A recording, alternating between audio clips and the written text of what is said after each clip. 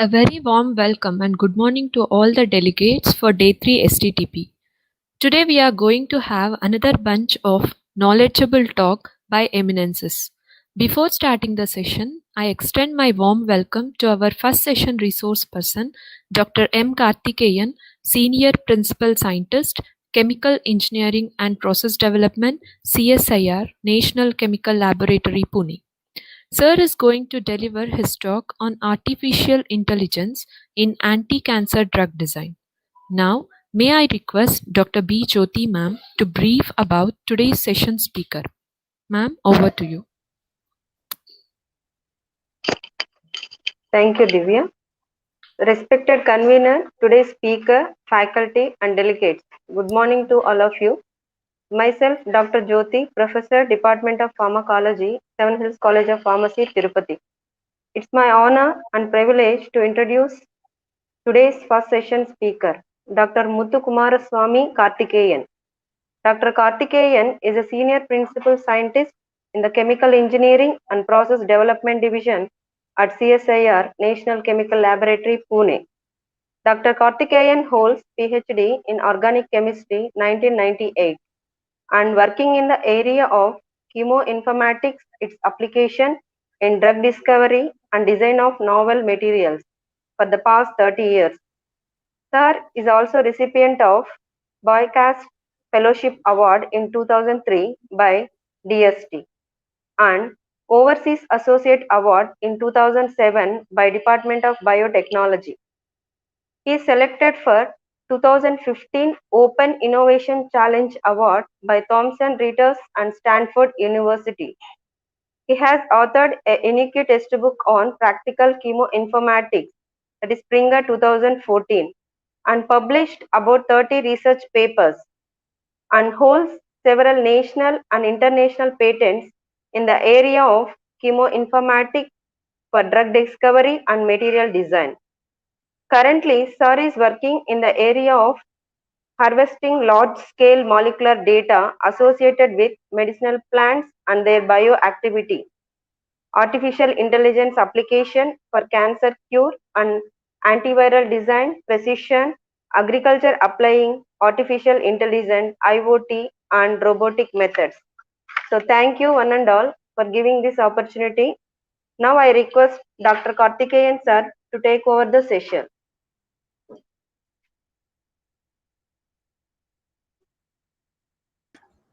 Good morning, everyone. Let me share my slide. First of all, I'd like to thank the Seven Hills College of Pharmacy and all the organizers, Dr. Niranjan Babu, for inviting to give a talk on this occasion. So I will be presenting my work on role of AI in the design of anti-cancer agents.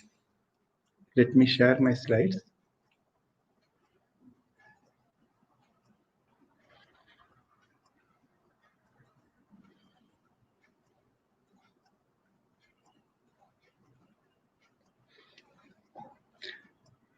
I hope you are able to see my slides.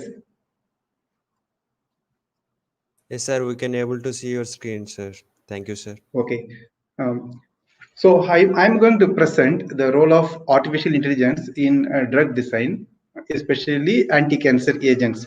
This project was sponsored by CSIR a couple of years back. So we established good hardware and we developed some open source tools for design of anti-cancer agents. Actually, we are extending the same work for antiviral context. I will be explaining what is the role of open source tools in drug design and especially artificial intelligence techniques for designing novel molecules. So today agenda, I will be presenting why cancer. So cancer is a disease of global concern, and it's we have to discuss about what are the current treatment methods. And then I will be focusing on what is general drug discovery or general drug versus personalized medicine. And then I will also little bit touch upon drug discovery pipeline and the processes involved there. My major presentation will be on role of chemoinformatics and open source tools. I presented similar type of presentations across the country, even recently in drug discovery hackathon also. So if you have already attended these similar talks, please have some patience. I will be talking something new in this presentation. So I will be covering why big data, what is artificial intelligence, how to use high performance computing in this drug discovery, and then text mining techniques and data mining. The reason is today the knowledge is coming from published literature and patents. It is manually impossible for human being to go through all the research papers word by word. So now we have to depend on computers to harvest informations. And after harvesting information, we are translating that information into knowledge, how to apply this knowledge for designing new molecules, which is more efficient, which is likely to be much better. So there we will be talking about data mining tools. And then I will be talking about the open data. So especially cancer specific data. I will be talking the details of what are the data currently publicly available, how to use those data for designing novel molecules. Then I will be a little bit touching upon what is machine learning, deep learning. Last 2 days, you must have come across similar type of terminology, methods by several speakers in these sessions. But I will be talking about role of open source tools to use these tools for designing especially novel molecules. Then I will be giving some presentation about what we did last 2 years with respect to the project which is sponsored by CSIR, that is Compute Cure Cancer Toolkit, which we developed over a period of 2 years. And then it is still in the pipeline. It is yet to be released for public. And I'll just give you a preview of what the tool can do, how to use this tool for designing novel anti-cancer agents. And then I will be a little bit discussing about what is traditional versus modern drug design, and then what the future holds, what is the AI going to play, how the AI is going to play important role in our life. So when we talk about artificial intelligence, I just want to tell the people, audience here, that it is not a new term. So artificial intelligence is coined in 1956. So by Professor John McCarthy. So AI involves machines that can perform tasks that are characteristics of human intelligence. So it is easy for a child to recognize elephant, any animal, but for a computer to recognize that, it is very, very complex phenomenon. So now how we are going to train the machine to understand the informations and then eventually develop some intelligence, something similar to human intelligence. In that context, I will be discussing. So it is not new. It is 1956 it was coined, and now it got popularity because the high performance computing, big data handling capabilities today. So what is AI? AI includes like planning, understanding the language, how human understands, then recognizing the objects, sounds, learning, and then basically it is a problem solving. Today, AI can be used for computer vision, gaming, robotics. It is also used in music and other technologies, and importantly in medical sciences. Recently, even people used AI techniques for identifying the COVID affected, chest X-rays analysis, etc. There they used AI. So now AI is deeply entering into our lifestyle, and it's also used in communication, and it is used in programming. So you can see that AI is a very old concept and topic, but today the advantage is we have better bandwidth, better programming skills, better programming languages, big data handling capabilities, and high performance computing environment. That's why it is easy, faster to implement these technologies today. And I just want to touch upon the brief history of AI. So AI started in 1941 when the first electronic computer started. Then AI actually started. So then 1956 the AI was introduced. So people used this AI for games, etc. And then eventually in 1980s, they used for quality control systems. And then 1986, the rise of machines for a neural network, then understanding, then machine learning algorithms were developed. Now, in 1995, it became as a science, AI as a science. So today, the center of excellence in AI are being planned in the country. Okay, so then what AI can do? AI as a science, it can use for learning, reasoning, knowledge representation, etc. And then AI is also used in vision, language, data mining, etc. And in 2006, people used this AI for face recognition software, and now it is available in consumer cameras. So in 2007, this robot driving, DARPA also created, that is the defense agency in USA, who actually sponsored the development of internet. Now they are they are going forward in AI research. Now in 2011, it is used for question answers, etc. Okay. Then Sophia is a computer's robot. Now you can interact with the AI systems. Okay. So, okay. So, what are the technologies that enable and support AI? So, for AI today, you can see that we need huge computing power required. So now the NVIDIA is a company which started researching in graphical processing units.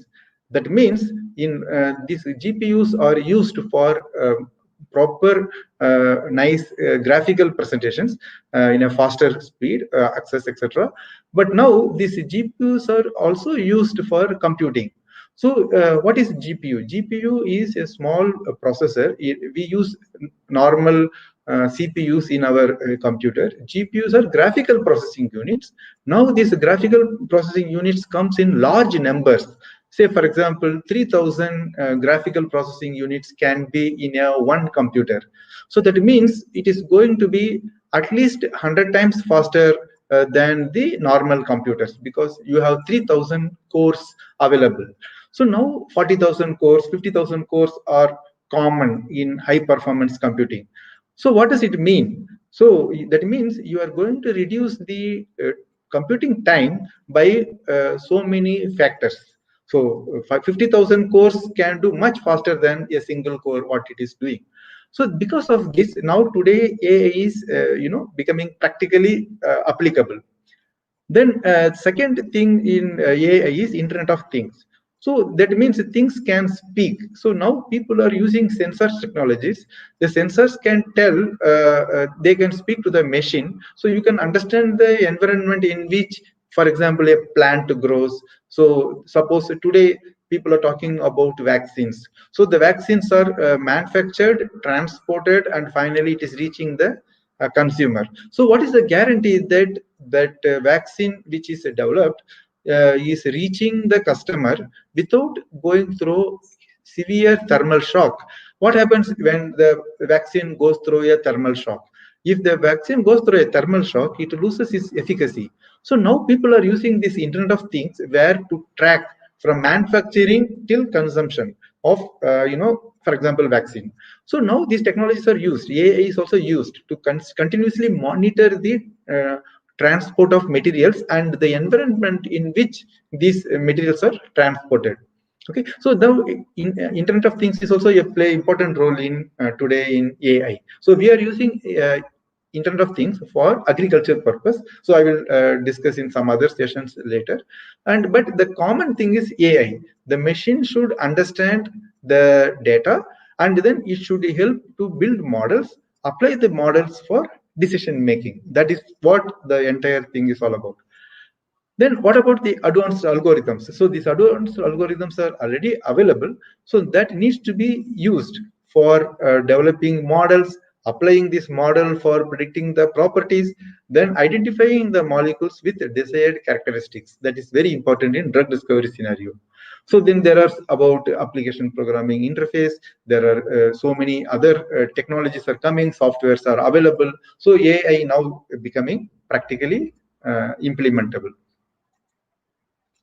Now, where it is being used? So AI is used in healthcare. Main priorities today is in healthcare, where suppose some human or some doctors, could not look into the data very carefully, where AI uses millions of such data, and then it find out the anomaly in the data or some variation in the data. It can accurately identify and also use for decision making. And now AI is also used in retail. For example, if you buy something in Amazon, so it will in future when you try to buy something, it will tell, oh, you like this type of products, so or you may be interested in this type of similar type of products, or you watch some movies, then Amazon Prime or some other softwares with AI intelligence can tell this is the movie which you are likely to watch. So it is very good for based on your watching characteristics. I am suggesting this type of things. So AI is now used in retail, it is used in entertainment, it is used in healthcare, even AI is used in manufacturing. So now the people are talking about industry 4.0. That means what is 1.0? When human being talk to the machine, it is one-way communication. So man talk to the computer, he programs it. Then what about two-way communications? That is 2.0, where interacting with the computer. So man talks to the computer, computer talks to the man. So now it become 2.0. So what is 3.0? So that means man controls several machines simultaneously. Now what is 4.0? 4.0, where the machine controls the machine. So it monitors, it sends the data, it analyzes the data. Now it is controlling everything. Machine is talking to machine, comes under 4.0. So AI is going to play very, very important role in manufacturing. So it is also used in sports.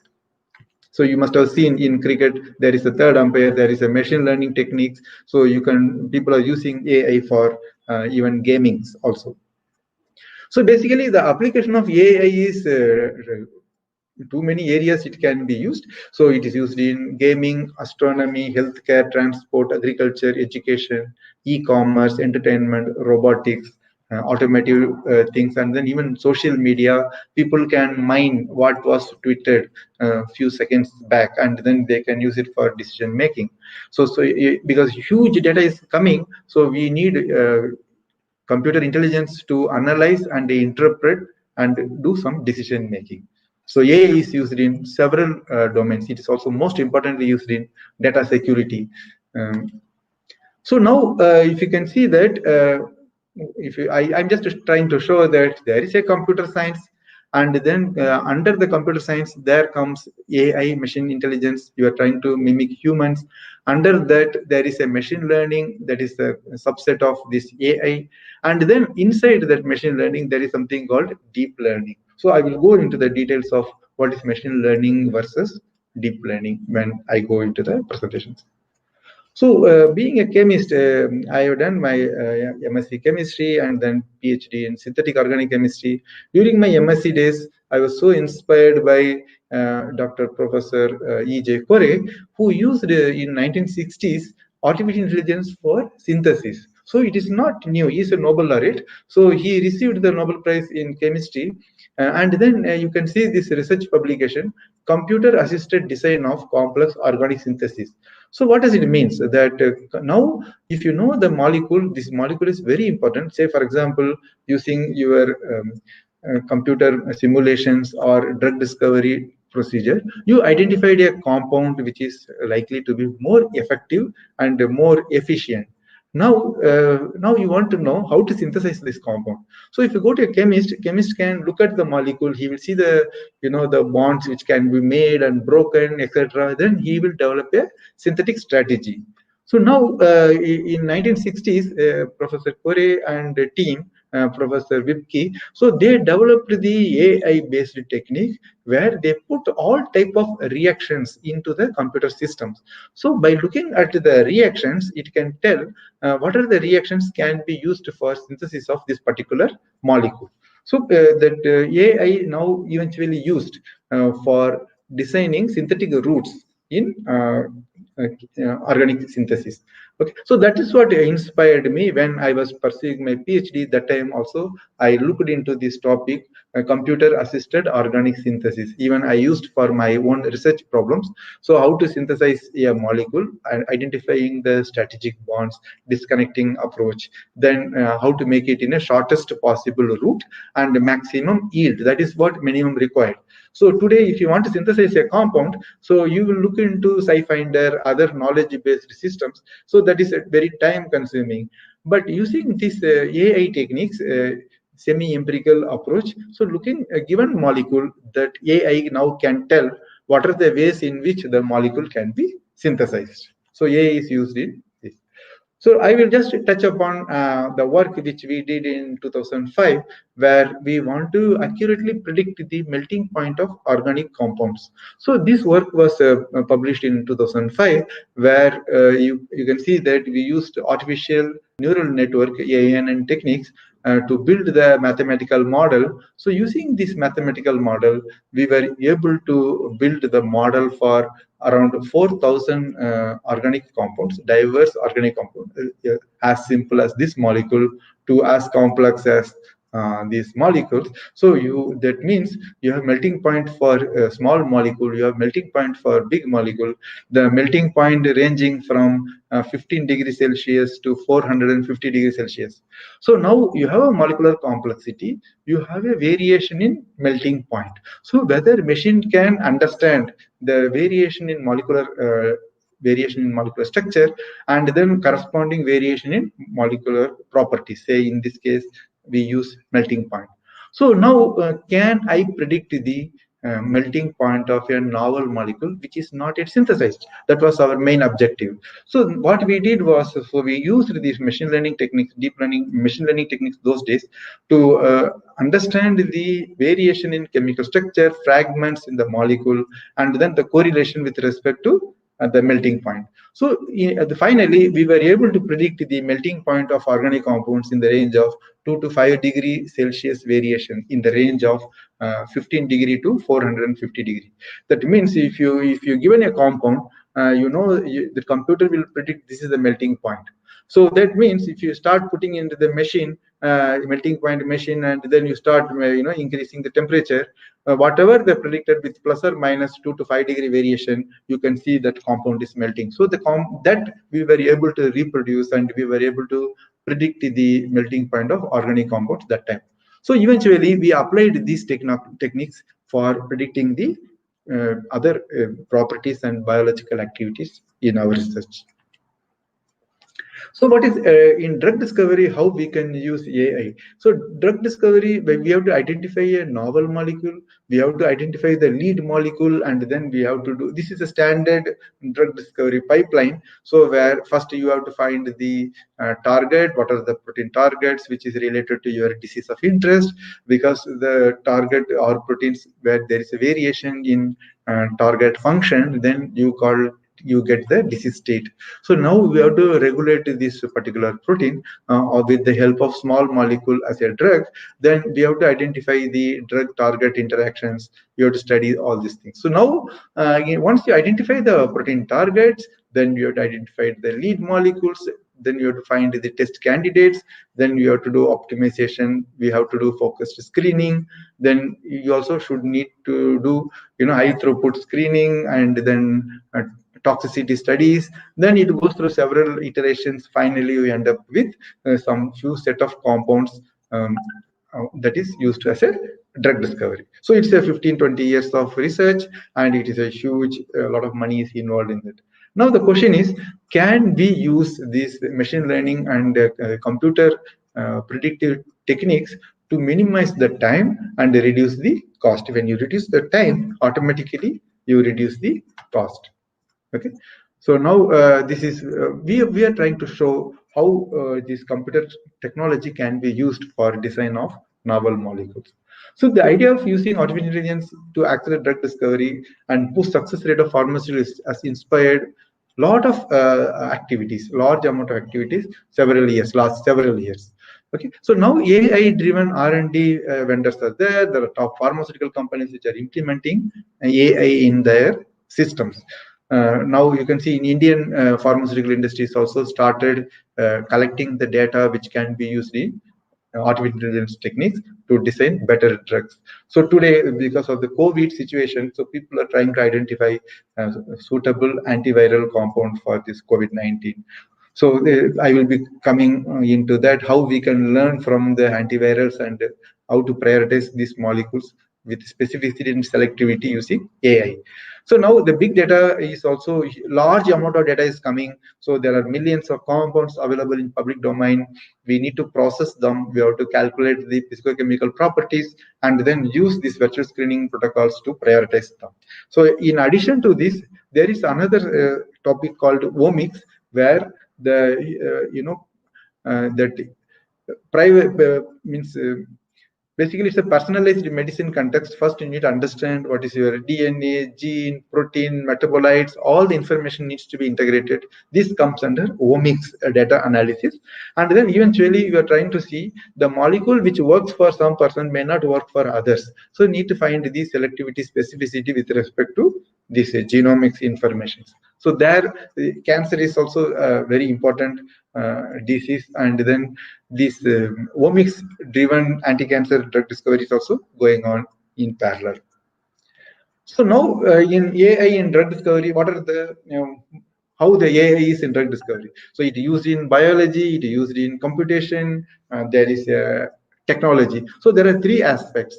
In biology, gives a insights, whereas computation, using computations and new softwares, we can build the new hypothesis.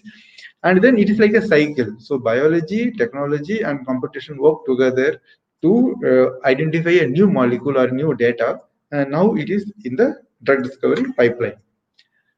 So now you can see that AI is used in several domains within the clinical research. It is used in clinical phases, efficacy demonstration, commercialization. What about the resistance to treatment? Then the data collected with respect to patient DNA, protein, serum, all information is now fed into the AI systems. And then what about the preclinical models? Then what is the tested toxicity data, etc., mutagenicity data, etc. Everything comes into the AI. Okay. Now, I think I made the point here that AI become indispensable. AI can handle large data.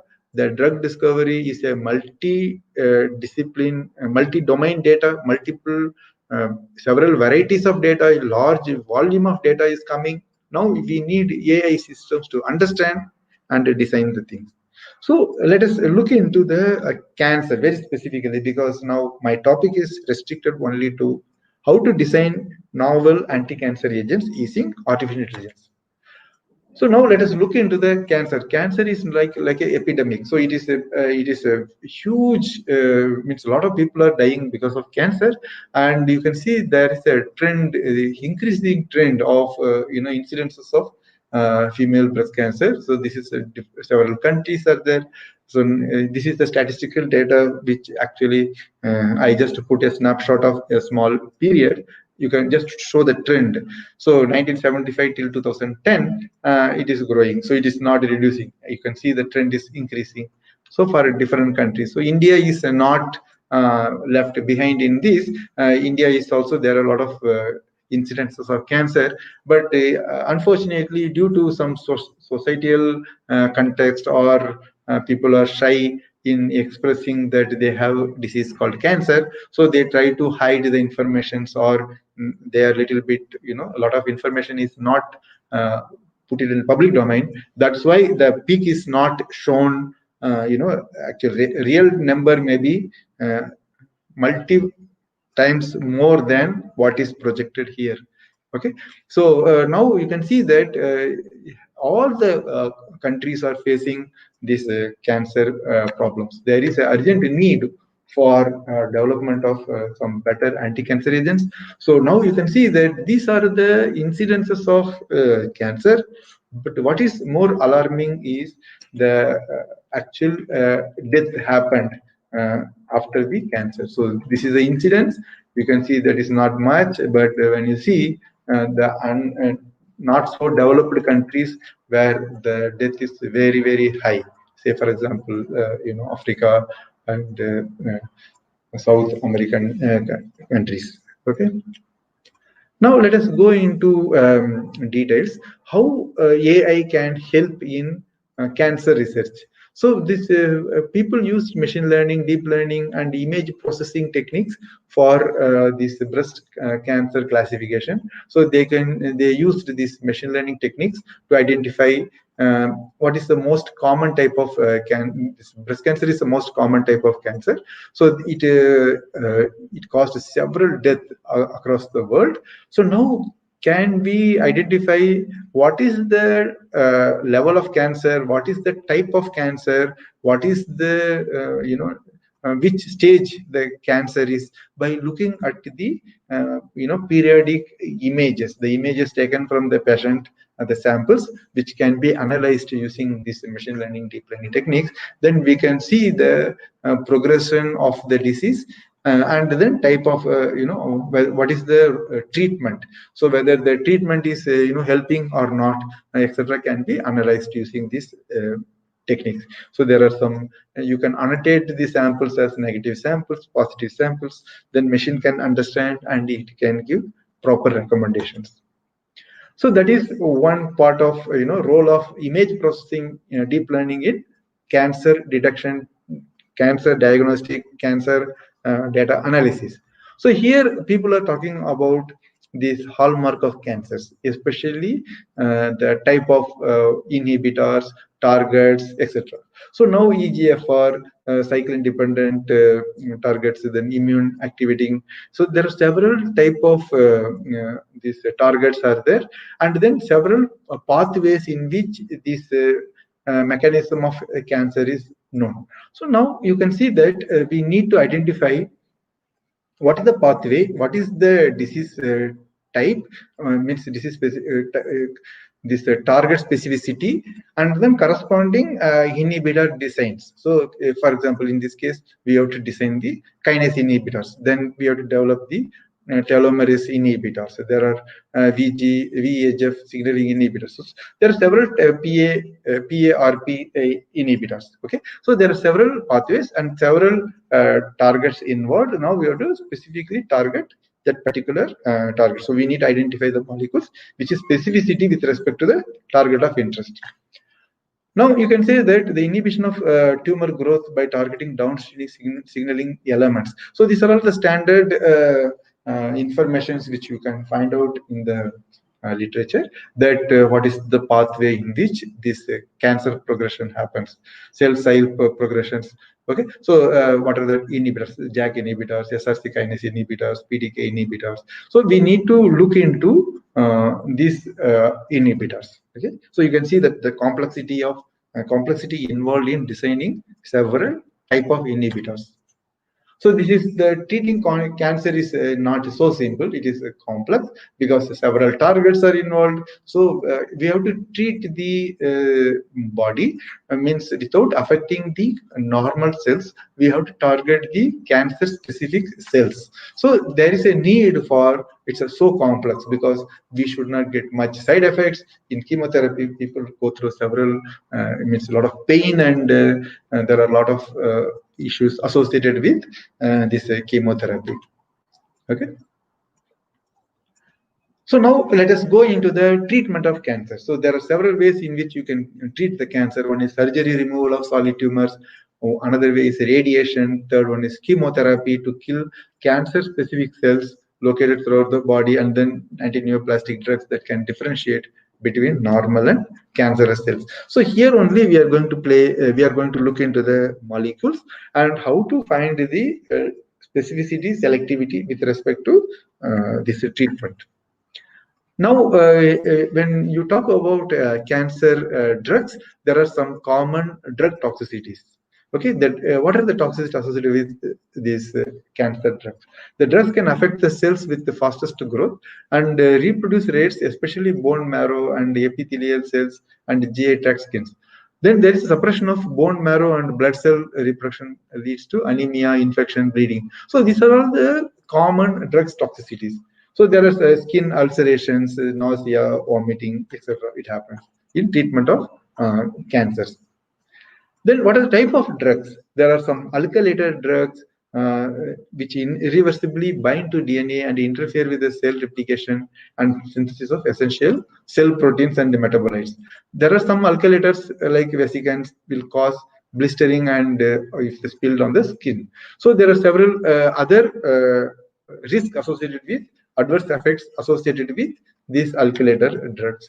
Then there is anti-metabolite type of drugs, which inhibit the synthesis of folic acid, purines, pyrimidines needed to synthesize DNA. So then anti-metabolites are particularly effective in treatment of leukemias. Bone marrow suppression and UA ulcerations. There are several ways in which these several type of drugs are there. Then drugs are derived from plants. People are now talking about Ayurvedic medicinal plants, and then these are all considered very safe way of treating the diseases, especially cancer, because it's supposed to be mild. So then vinca alkaloids also used. People used Taxol, several type of palitaxols, etc. They used in their plant sources. Now the plant molecule inspired drugs can be designed and synthesized. So people work on natural product synthesis, natural product like synthesis. Okay, so these two compounds are likely to have similar properties, so they work on it. Then another is hormone antagonist. There are several types of drugs used in cancer. Even antibiotic drugs are also used for treatment of common cancers. So you can see that now I'm just showing a few selected anti-cancer drugs. There is a drug name, there is a generic name, there is a mode of action, there is a indication. What is the cancer type for which these drugs are used? So now I made some background about what is cancer, what are the complexity associated with the cancer, what type of molecules or class of compounds used in treating the cancers. And then there are pathways involved. Then we need to find the selective and specific molecules with respect to cancers. Now, whenever the cancer drug is profiled, you can see that there is a chemical nature, mechanism of action, resistance. These are the information which needs to be provided with each and every type of drug which is in the market approved by FDA. Now, let us go into how to use this machine learning, deep learning, artificial intelligence technique for designing the new novel anti-cancer agents. So this is the standard way of representing, lock and key mechanisms.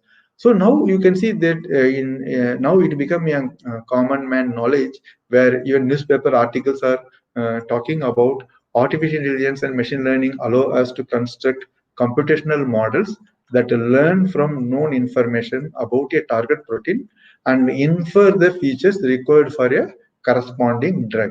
This is what now being published in newspaper articles. Now, what we are going to do? We are going to do how this statement actually implemented in real life scenario. Okay.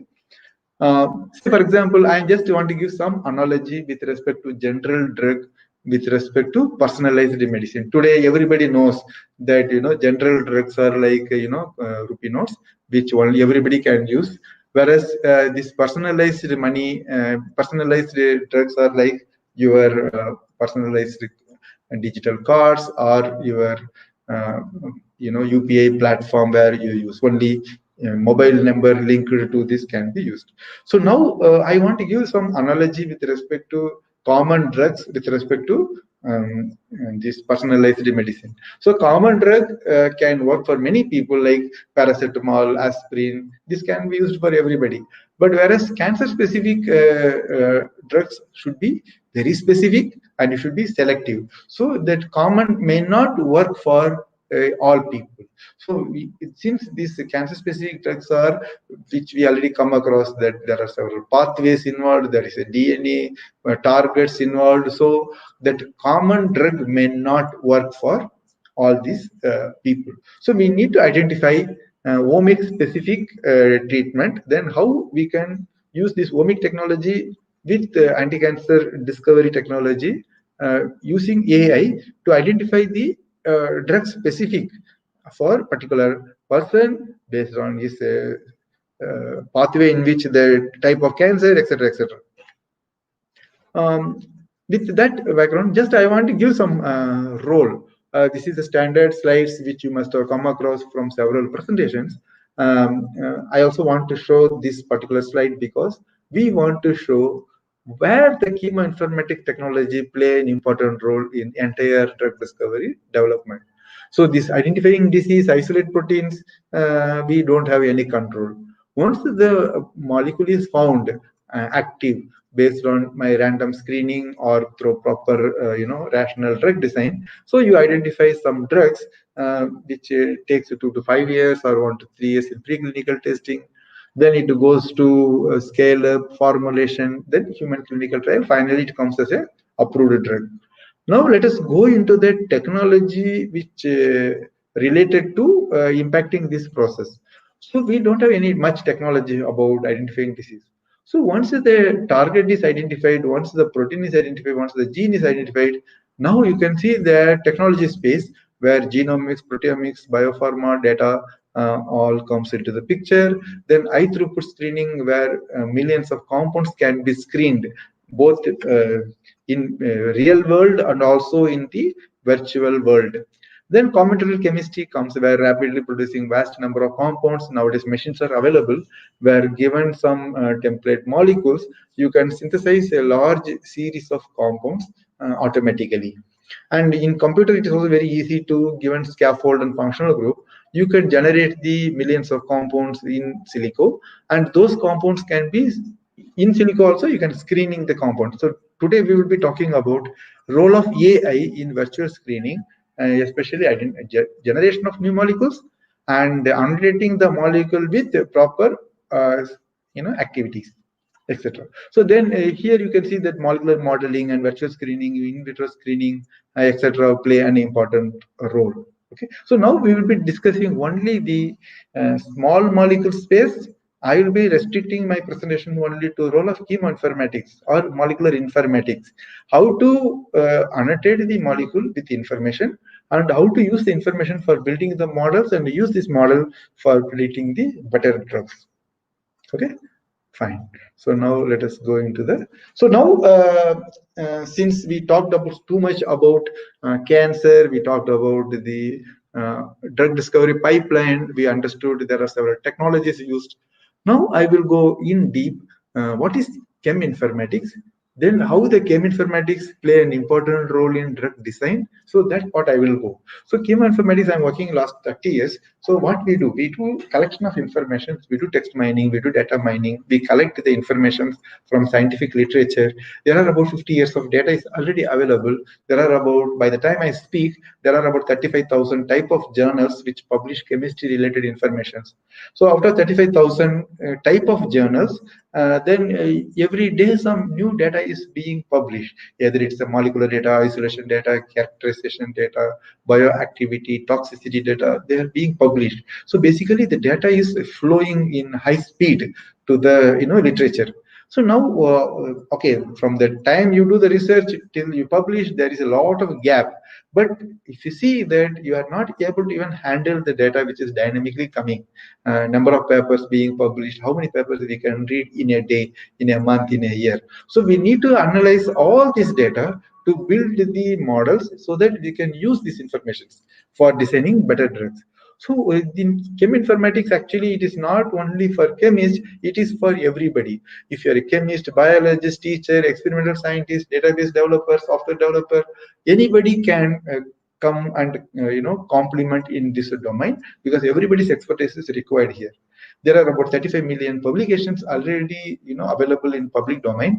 Now, when we talk about cancer, finding the publications from these big resources and harvesting information, say like molecules, type of cancer, molecular scaffold, functional group analysis, etc., needs to be done in an automatic fashion. So people use a SciFinder. It is not easy for harvesting chemical information from SciFinder because it is a commercial source. You can't do mining of commercial databases.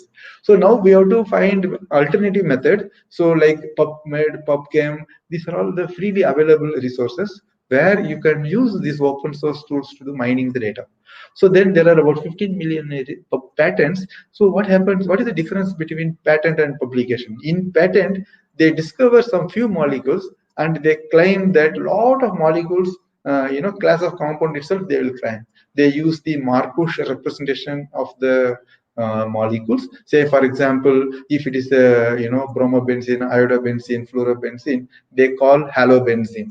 So in patent, they use these generic names. So actually, you will never know actual molecule what was actually discovered and which is patented. So now we have to do the reverse informatics technique to identify what are the actual molecules which is presented in the patent with respect to the biological activity or toxicity presented in the patent. So that is more complex and complicated than the mining the publications. Say, for example, if you take a medicinal chemistry journal where it is very clearly mentioned compound 7A, which is shown to be IC50 value, GA50 values given like this.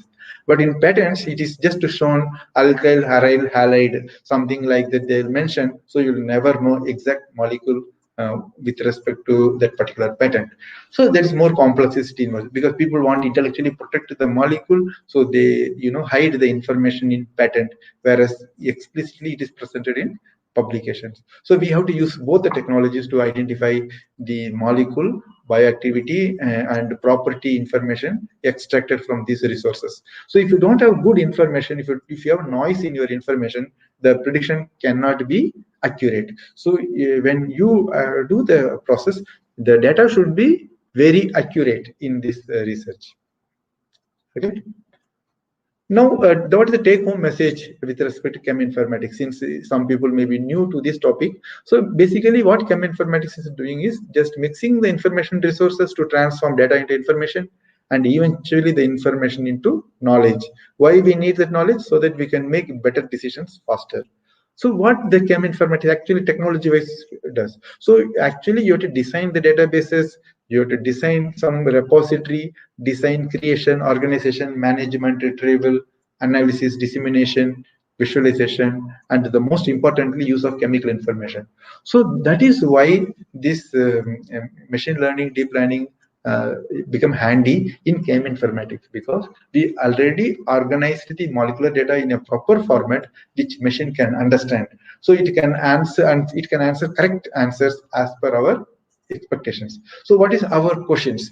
So computer, can you show me, say for example, Alexa, where is my order? So like this, computer, can you show me what is the best bioactive compound for this breast cancer? So this type of questions people will be interacting with the system.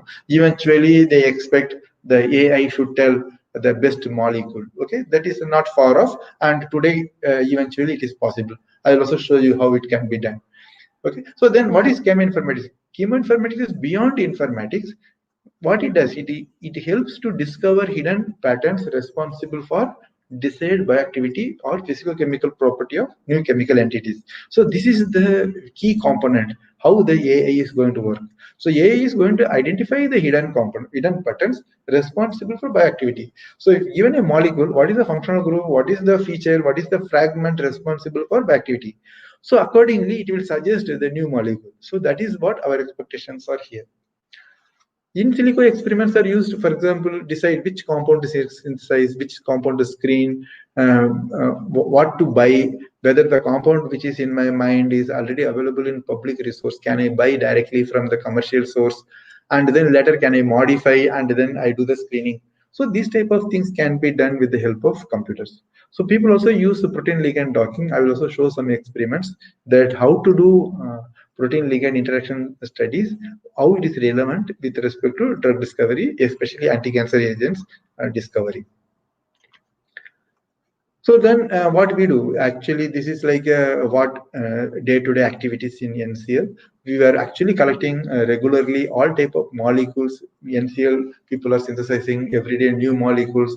They publish in literature. So we harvest the information from both institutional level and also from the literature level. So then we also set up one facility called the National Repository of Molecules, where the people who synthesize the compound in NCL, they can give the physical sample or repository.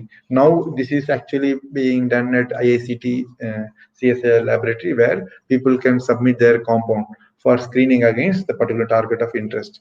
So that work is going on. Then we are also scanning the literature to find out what is the bioactivity related molecules presented in the literature.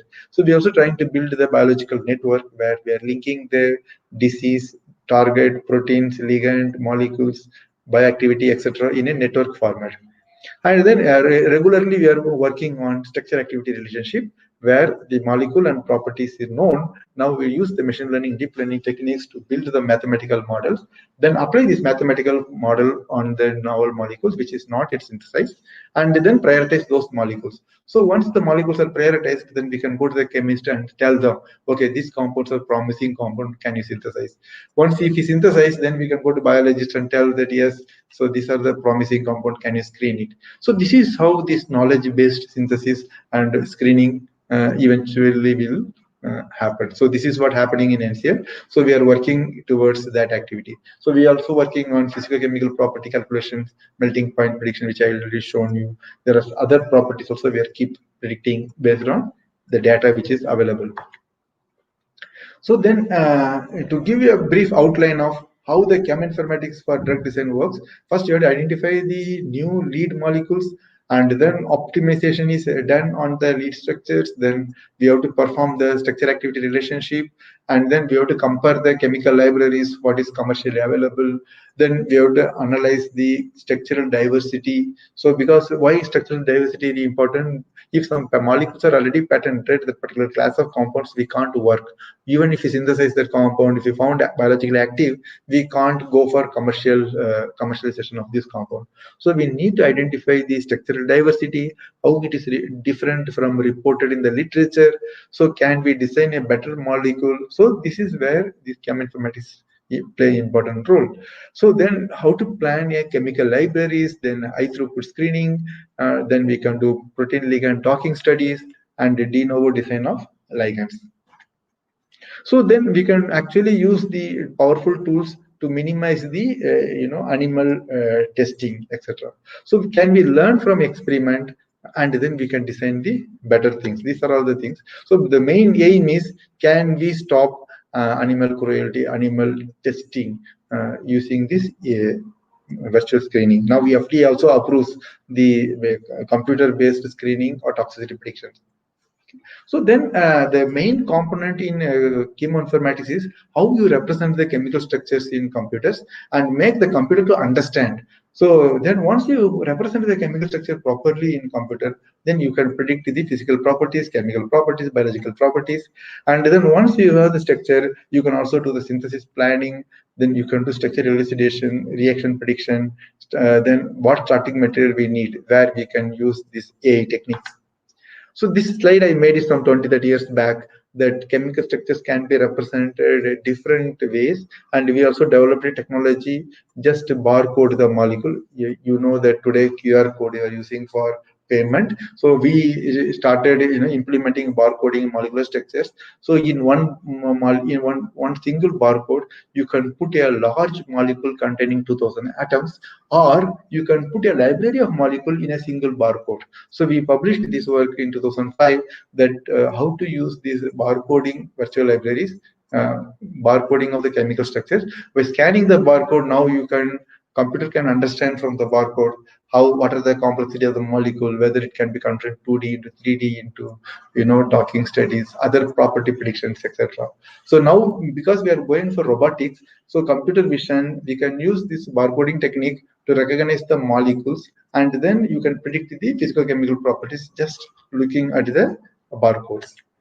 Then chemical knowledge comes from different sources. So this AI techniques should harvest the information from different sources, wherever the chemical information is coming from. So we are also trying to harvest the chemical data from the videos. Okay, so now let us go into depth. What is the molecular structure? Because at the end of the day, we want an anti-cancer agent. So we want an anti-cancer agent which is specific, selective with respect to particular type of cancer. So let us look into the molecule. So the molecule can have biological properties like activity, toxicity, biotransformation, pharmacokinetics. These are all the experimentally you can do the experimentally you can measure this. And there are some inherent physicochemical properties like something like pKa, log P, solubility, stability. These things also can be experimentally measured. Now, these chemical properties can be measured, biological property can be measured. So this is the chemical structure. So what the cheminformatics play important role here is looking at the chemical structure, understanding the atoms and bonds. Can I calculate, for example, molecular weight, molecular volume, connectivity indices, charge distribution, polar surface area, number of rings present, absent, aromatic, aliphatic, etc. So these are all the intrinsic properties computer understands as a chemical features. So this is the key component for machine learning, deep learning. The machine understands what are the features in a molecule. This is the intrinsic property which can be internally calculated by looking at the structure itself. No other information is required. Whereas these chemical properties and biological properties are represented in the literature where people took this compound and actually measured these properties. So there is a two component, one molecular component with intrinsic properties and molecular component which is published in the literature based on experiments. It can be a chemical properties or it is biological properties. It can be a toxicity. Okay, so now when it is talking about properties like melting point, solubility, stability, these comes under QSPR, where quantitative structure property prediction. Whereas when you talk about toxicity, it comes under QSTR, where quantitative structure toxicity relationship. And then when you talk about activity, it comes under QSAR. So the machine learning technique is common. What is the difference? The difference is the input what you are providing. The difference is the molecular input and properties, then it becomes QSPR, molecular structure and the activity, then it becomes QSAR, and then molecular structure and the toxicity, then it becomes QSTR. Now you have the machine learning technique which can understand the features in a molecule. Now you have mathematical model. You have the experimental data which is already measured and then published in the literature. Now, can you given a new molecule where there is no chemical properties or activity or toxicity, using this intrinsic property, using the pre-built learned model, machine learning model, now you will be able to predict the physical chemical properties, activity, and toxicity. That is what the key component of cheminformatics here. So you cannot actually predict the properties directly from the chemical structure. You have to translate the chemical structure into features called molecular descriptors. Then molecular descriptors are numeric numbers which computers can understand much better. So it actually correlates the molecular descriptors or the features with respect to activity or property of interest. So once the models are built, now you will be able to predict the property for novel compound. All the details are actually presented in the practical cheminformatics textbook. So we have written a textbook where we want to show practically how you can do it using open source tools. Okay, so basically the data is coming from literature, then you are converting into knowledge, information, and then information into knowledge.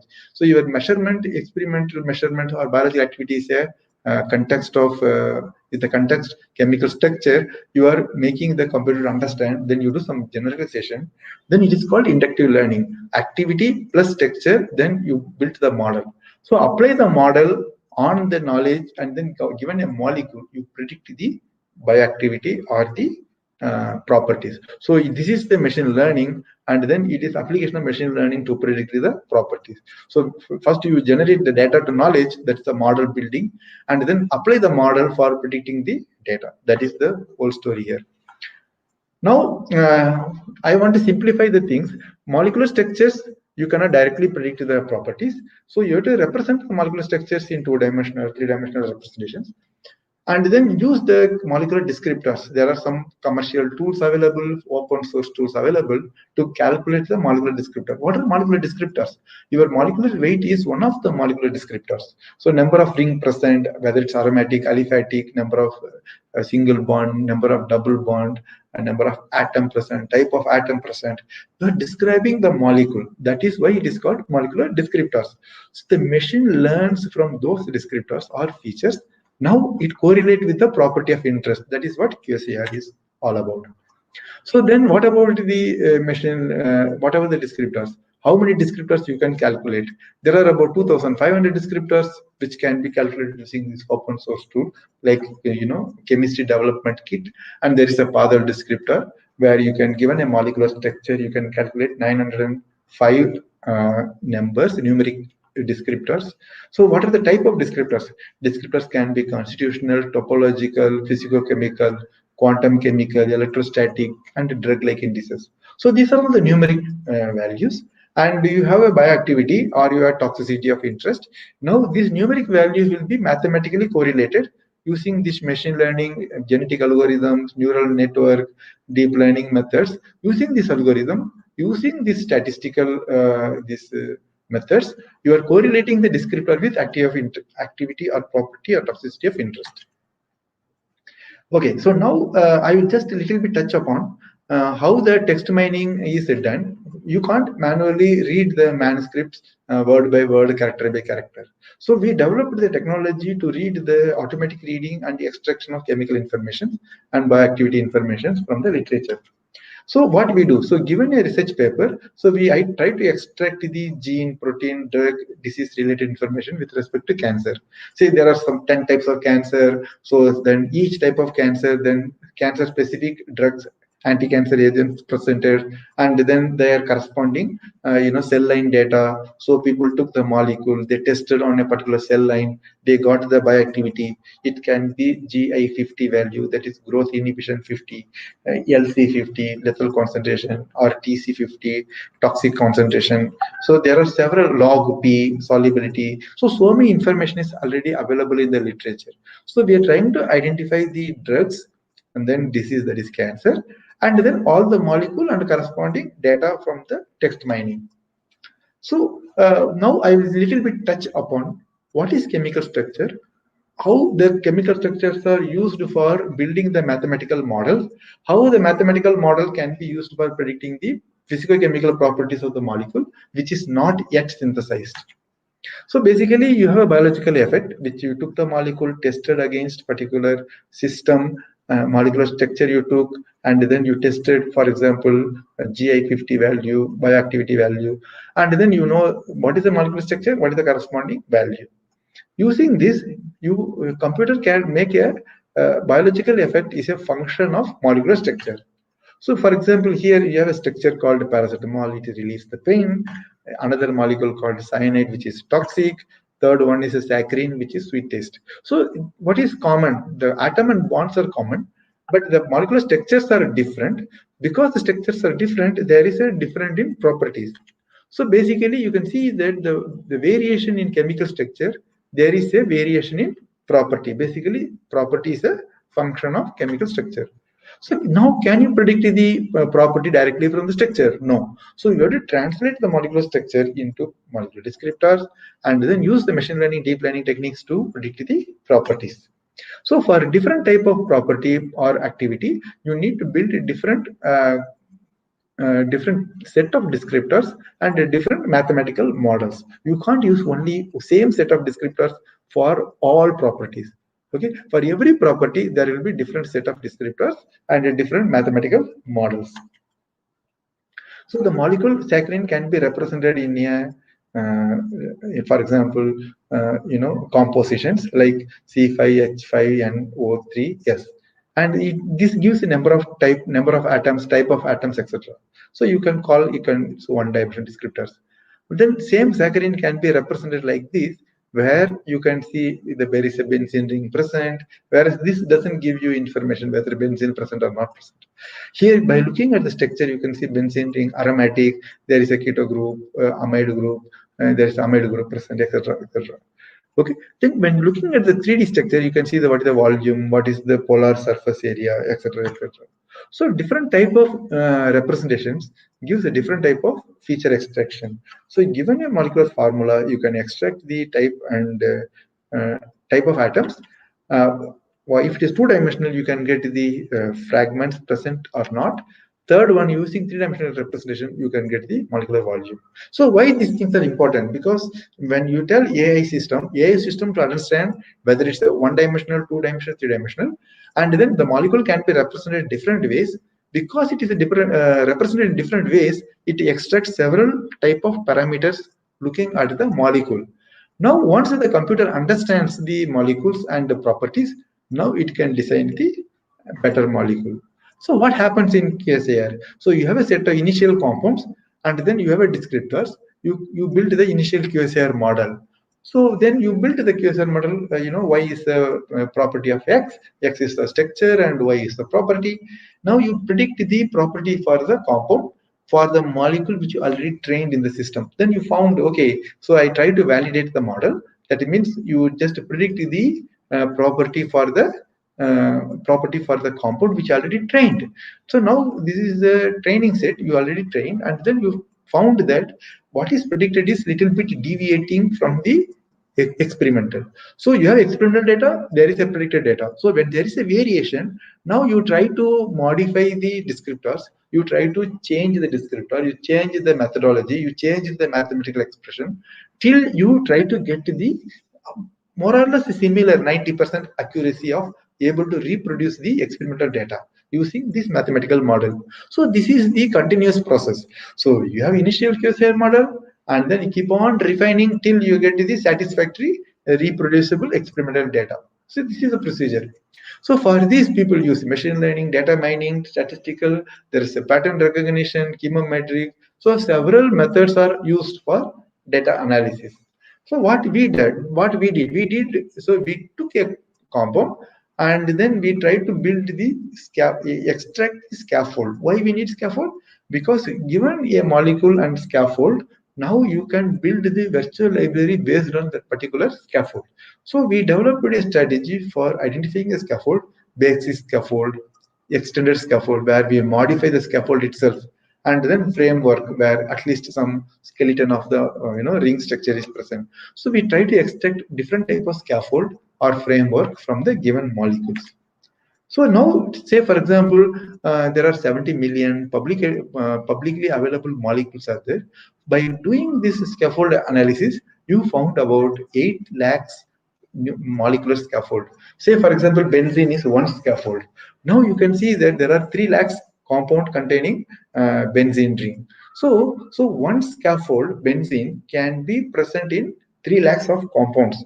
So now you can see that diversity. Then, but what about here? So here 8 lakhs of diverse scaffolds are there. And then this is the public domain data. Now, what we are looking into what is the biologically relevant scaffold from this 8 lakhs scaffold. We found that, say, we took the biologically active compounds, say for example, Campbell database. So there, by mining these 2 million compounds, we found about 54,000 scaffolds which are unique with respect to biological active compounds. So that means you don't need to process all the 800,000 compounds, scaffolds. You have to process only the 54,000 is subset of this 800,000 scaffold for expanding the virtual library, identifying the compound of interest. So this is the same strategy we applied on the cancer research. So by doing the PCA analysis, you can see that molecular diversity can be identified, the simple molecules and the complex molecule. Now you can see from PCA analysis, what are the most frequently occurred compound? What is the unique compound? So for patenting purpose, you need to look for white space where there is no competition. So not so many compounds are there in this type, so that you can focus on this molecule, because the chances of patenting this molecule is much higher than the crowded compound where this patenting is very difficult, because many people already took a patent on those type of compounds. So when you do the PC analysis, you can see that which type of unique compound you have to focus on. So then you can also do the scaffold analysis for different type of compounds, anti-anginals, anti-diabetic, anti-hypertensive. So the machine learning can do a lot of, not only for anti-cancer, but it can also use it for any other type of antivirals, antipsychotic, anti-diabetic. The same technology can be used for different type of therapeutic categories. So now what we do, we developed a pipeline where you put the bioactive compound and collection. That means active compound and bioactivity values. Then you do the scaffold identification. Then you do the extraction of scaffold and functional groups. Then you build the virtual library, which is not yet There are some compound which is not trained. So the new molecule can be generated from the known compound. Then you do the chemo filters, toxico filters, pharmacophilters. Then you can do the pharmacophore modeling and docking. So you take a small set of say 150 compounds, and then you build 150 million compounds using virtual library synthesis. And then again you do the shortlisting by doing the virtual screening. Then finally you end up with maybe some 200 new compound from that 150 million compound with the potential predicted bioactivity. Those things can be used for synthesis or even biological screening. That is a whole story about how this technology can be used. So you, from the literature, you identified the bioactive compounds, then synthetic library, natural product, commercially available compound, all the information is fed into the AI system. Now the computer actually built the scaffoldpedia, where a common scaffold, that disease-specific scaffold, therapeutic category-specific scaffold can be built. So from that scaffold identification, now you build the virtual library for that particular selected disease of interest or therapeutic category of interest. Now, based on that, you build the virtual library, VL generation. So you have a scaffold, you have functional group. Using combinatorial method, you build the focused virtual library, and then you apply the binary representation, pharmacophore, reactivity score, toxicophore, because the compound may be non-toxic, but because it is likely to interact with a lot of enzymes in your body, so it is likely to undergo some metabolic pathways, so that your compound may get transformed into some other compound. Those compounds may be more toxic than the original compound. So predicting the possibility of metabolism of your compound is also very important. So the toxicity induced due to metabolism is also can be detected using these AI systems. Then you do the analysis, then you do the shortlisting. Finally, you end up with some hits which can be given for suggesting into the synthesis. So then we have a chemo force. So for example, for anti-cancer agents, these, suppose you identified 295 functional groups or features which is common in cancer compound. Now you can see that, for example, 68 is most present, and fragment 37 is present, fragment 115 is present. Whereas in this domain 181 to 205, this particular fragment should not be present. So this what fragment should present, what fragment should not present can be identified by a class of compound. So we took anti-cancer compound, this is a general anti-cancer compound. Then you can say that same thing can be applied in breast cancer compound. So if you say the breast cancer compound, the pattern will be a little different.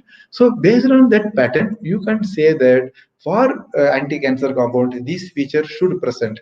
Wherever there is no line, that feature should not be present. So this itself can be used as a model where AI can play an important role to identify the compound with these features. You can make a cutoff, say for example, at least 15 molecule what is common, so should be there. So you can do the fastest way of virtual screening on from the new molecules that anti-cancer like compound using this mathematical model.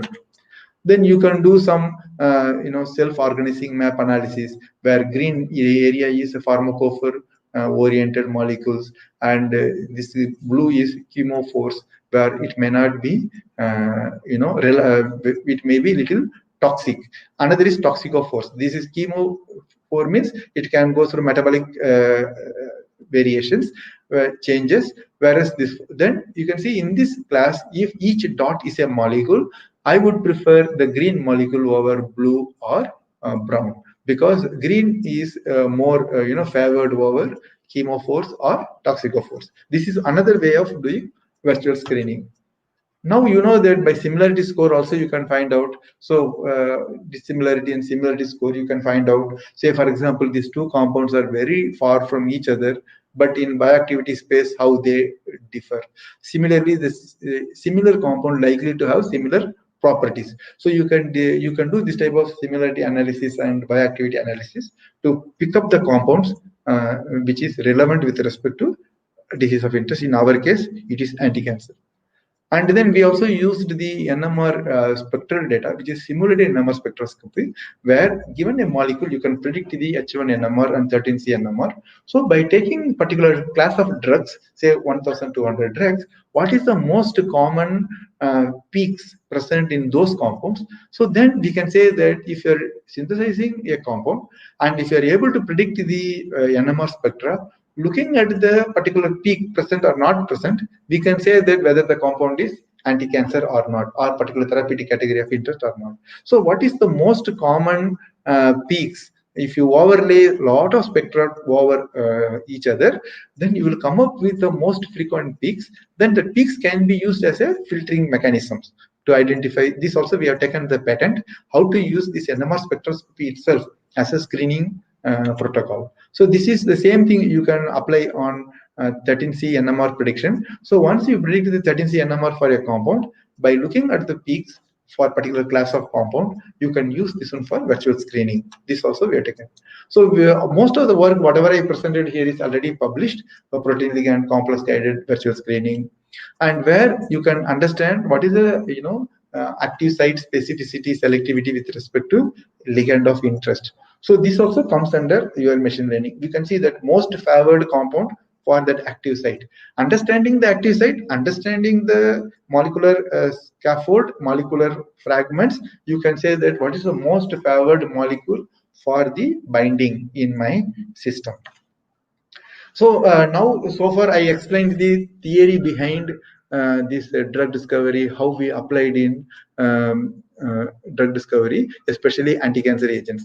So now what we did was we collected all the open source tools which can handle data mining, big data analytics, machine learning, deep learning, bioinformatics, molecular mining, molecular dynamics, property calculations, molecular docking studies, cheminformatics, text mining, and AI tools, and also most importantly high performance computing tools, because people who want to screen lot of compounds may not have computing resources. So how the computing task can be done remotely in a say for example Amazon cluster or your institutional cluster, where the calculation can be done at the back end without taking much time in your laptop or your computers. So this all the tools are now integrated. We call this as a AI system.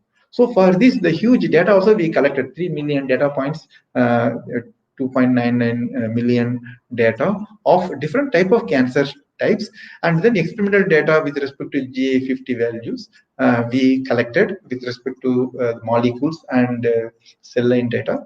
Now you can see that all the data is now fed into the AI system. So that data, what is the molecule, what is the class of compound, what is the specificity of the compound with respect to type of cancer, all fed into the AI system. So then the computer understands what is the molecular structure and what is the specificity with respect to type of cancer. So it built the mathematical, means the neural network based models, and then apply this model on novel compound to predict whether the new compound in question is whether it is breast cancer specific or not. So we built the several machine learning and deep learning techniques. Here I'm showing 7 machine learning techniques and 3 deep learning techniques, RNN, LSTM, GRU are the deep learning techniques. And these are the type of models, for example, breast cancer model. So we applied these models for different type of cancers. So they basically we built the 10 by 10. So that means 100 models were built. So for given molecule, now you can predict all the 100 values, whether the given compound is breast cancer specific or not, CNS specific or not, based on PLS model, KNN model, RFF model. So given one molecule, now you can predict the anti-cancer activity with respect to top 10 cancer types, because this model is based on 3 million experiments. So 3 million experiments cannot be wrong. And these standard mathematical and statistical models are not wrong, cannot be wrong. So we also used machine learning, deep learning methods. So you can see that some models did not give much accuracy. That is all right, because there is a diverse molecules. There is you can't correlate everything perfectly prediction. So you can say that there is a variation in molecules, then the biological mechanism is different. So whatever the machine understands and tells, you have to believe it. So applying this, now you are able to predict, given a molecule, all 10 types of cancer using 10 types of models. That is what the story all about. So now you have the dotted molecules. The thick dotted means dark circles are the compound which we actually used for training. The tiny dots are virtual library around those scaffolds. So you have a huge chemical space where you not only use the anti-cancer compounds, and also you expanded the anti-cancer library using the scaffold technology.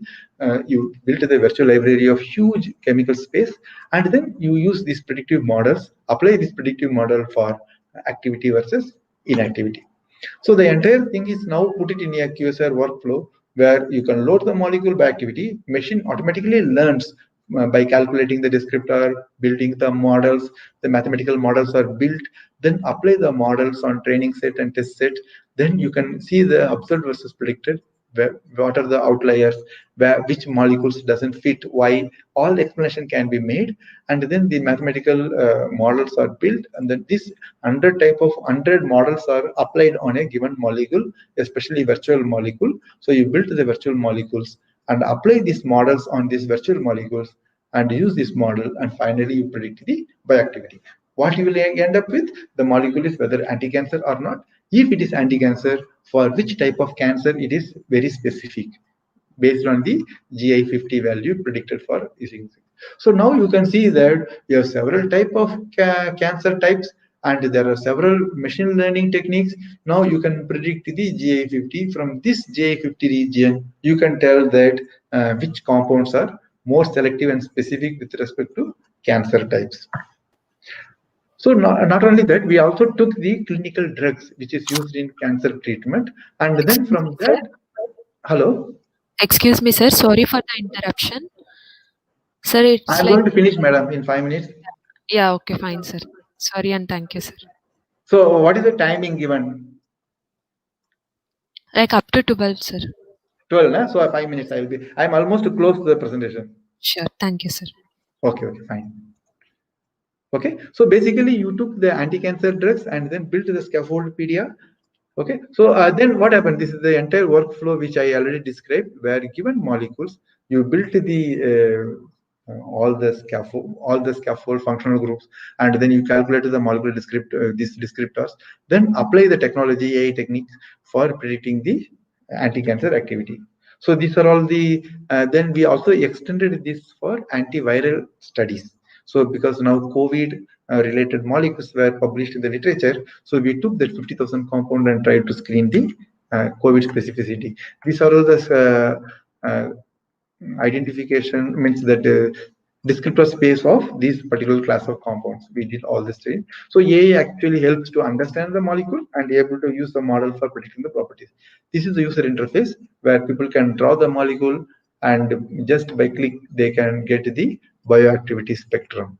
Okay, so this is the different type of breast cancer, CNS cancer. All the data is already inbuilt. So given a molecule, now you will be able to predict the IC50, GA50, TC50, all the values, and all the cancer type are already identified. All the protein targets with respect to cancer is already pre-built.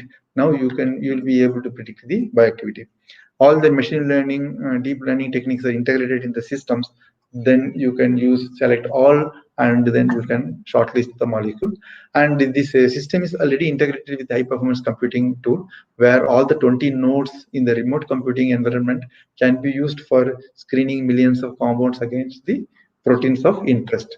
So you can have virtual library building, then you can calculate the new molecules, then you can do the descriptor calculations. Okay, so then you can predict the progressive drug-like score, lead-like score, and then anti-cancer specificity, etc. All the details are there here. Finally, you can look at the molecule, shortlisted molecules, and suppose you want to do the combinatorial docking, you select the proteins of interest, you select the molecule of interest, everything is done at the back end. So there is a Autodoc Vina is implemented in the back end. Given a protein and the active sites, it automatically recognizes the active sites. Once it identifies the active sites, then virtual molecules and drug compounds can be docked against this, and you will get the binding profile with respect to this. Okay, so this is done in the remote time. Why you need to study the docking? Because the ligand receptor interaction is very important to know the response. Okay, so this is just morning I did this study. We just tested this. So this is one molecule. Say for example, one molecule. This is the binding energy, and then you have series of antiviral compounds, and then particular target. Now you can say that compound 3 is much better binding than compound 1. So like this, you can do the studies, and then you can do the text mining. I just conclude this. So actually, we also use the visual computing for this. Looking at the molecule using web camera, can I predict the physicochemical properties? So we already taken some US patent on this. Using the web camera, looking at the molecule, can I predict the bioactivity? So these technologies are already presented in the patents. Another technology is how to build the virtual library, and then you can do the screening in a remote environment. Okay, so now we also built one tool where using an email system, you just send that one HIV and aspirin, you will get the binding energy for these molecules. So yeah, now you can say, Alexa, what is whether compound of my interest is anti-cancer or not? In future, maybe this is coming, because we never know. In future, some software industry can implement these techniques in Alexa, Siri, other AI tools. They listen, they watch, they respond. Suppose some presentation is given like this in the conference, AI will start identifying the molecules. Then it will start identifying the bioactivity, looking at the presentations, and then it can build the virtual library. From the virtual library, now it can predict the AI listening your talk, eventually can identify and build the new molecules. And then who knows, maybe it will do the talking studies, and it will start writing its own paper. So it's very risky. By not only that, it will go to the Google and find out all the targets and related molecule presented there. So today we are seeing, exams people watch like this. In future, AI will be watching. So I just want to show how AI can be used in drug discovery. So this is a traditional way of doing, and in future, AI will be able to do. All the work which I presented here is already available in this textbook format. So I encourage you to get the access to this book. And we published all the work back to back in set of 10 publications, how we use the AI techniques, machine learning, deep learning, text mining tools, cloud computing in the systems. With this, I like to thank the organizers for giving me a chance to present. Eventually, whatever I presented will come in the textbook format. Thank you, madam. There are few inquiries from our viewers. Can you please answer them, sir? Where it is? I am not Yeah, able. it will come, sir.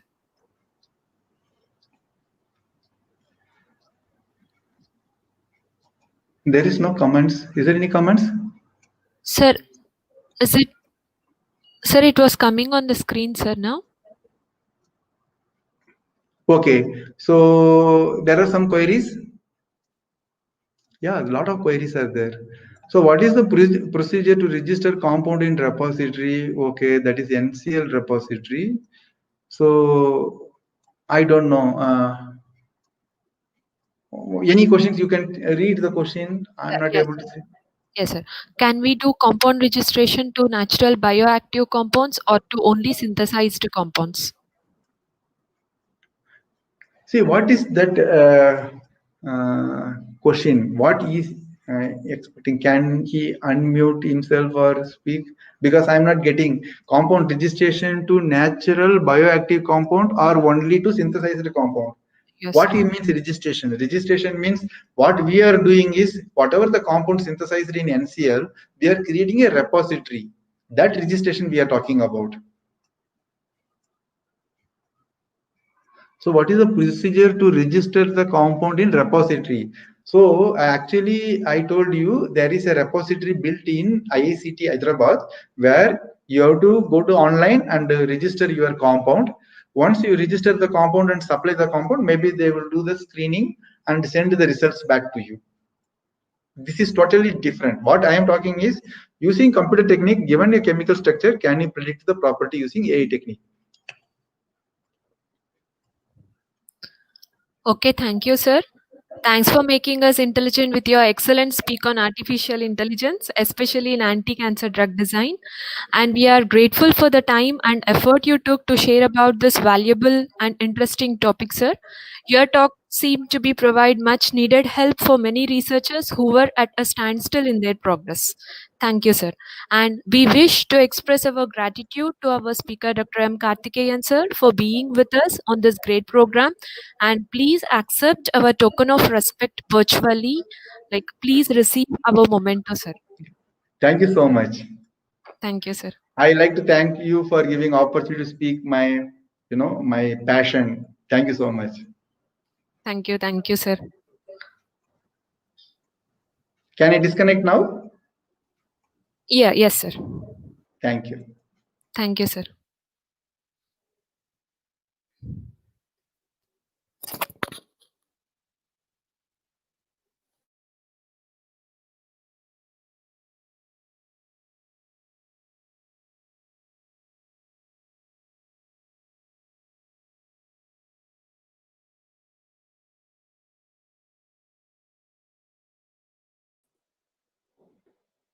Hello, ma'am. Is my voice audible to everyone? One sec. Is my voice audible, ma'am? Yes, audible, ma'am. Good morning, ma'am. Yes. Good morning, ma'am. Good morning to everyone. Mrs. Divya. Okay, good. Good morning to everyone. Our next session was going to start now.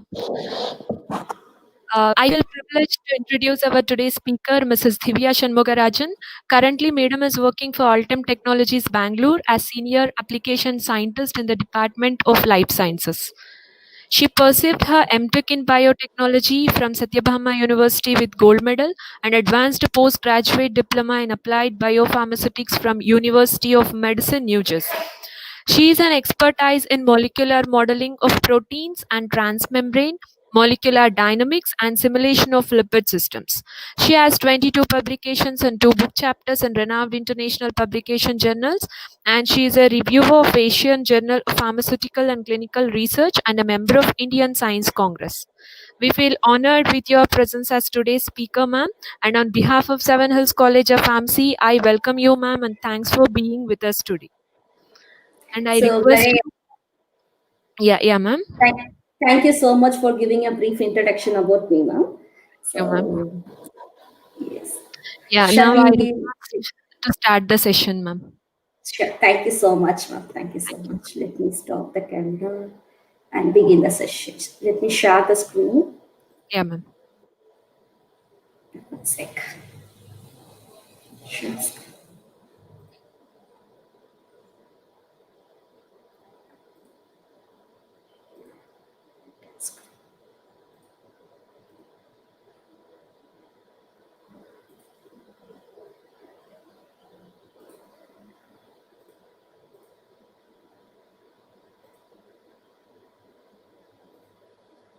Is my screen visible now?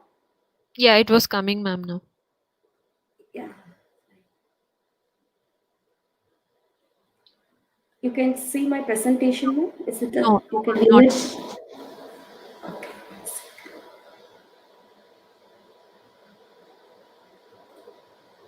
One second. Let me share back.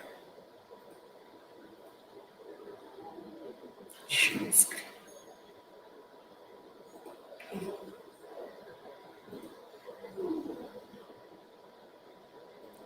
Application. One second. Yeah, no problem, ma'am. Okay, screen.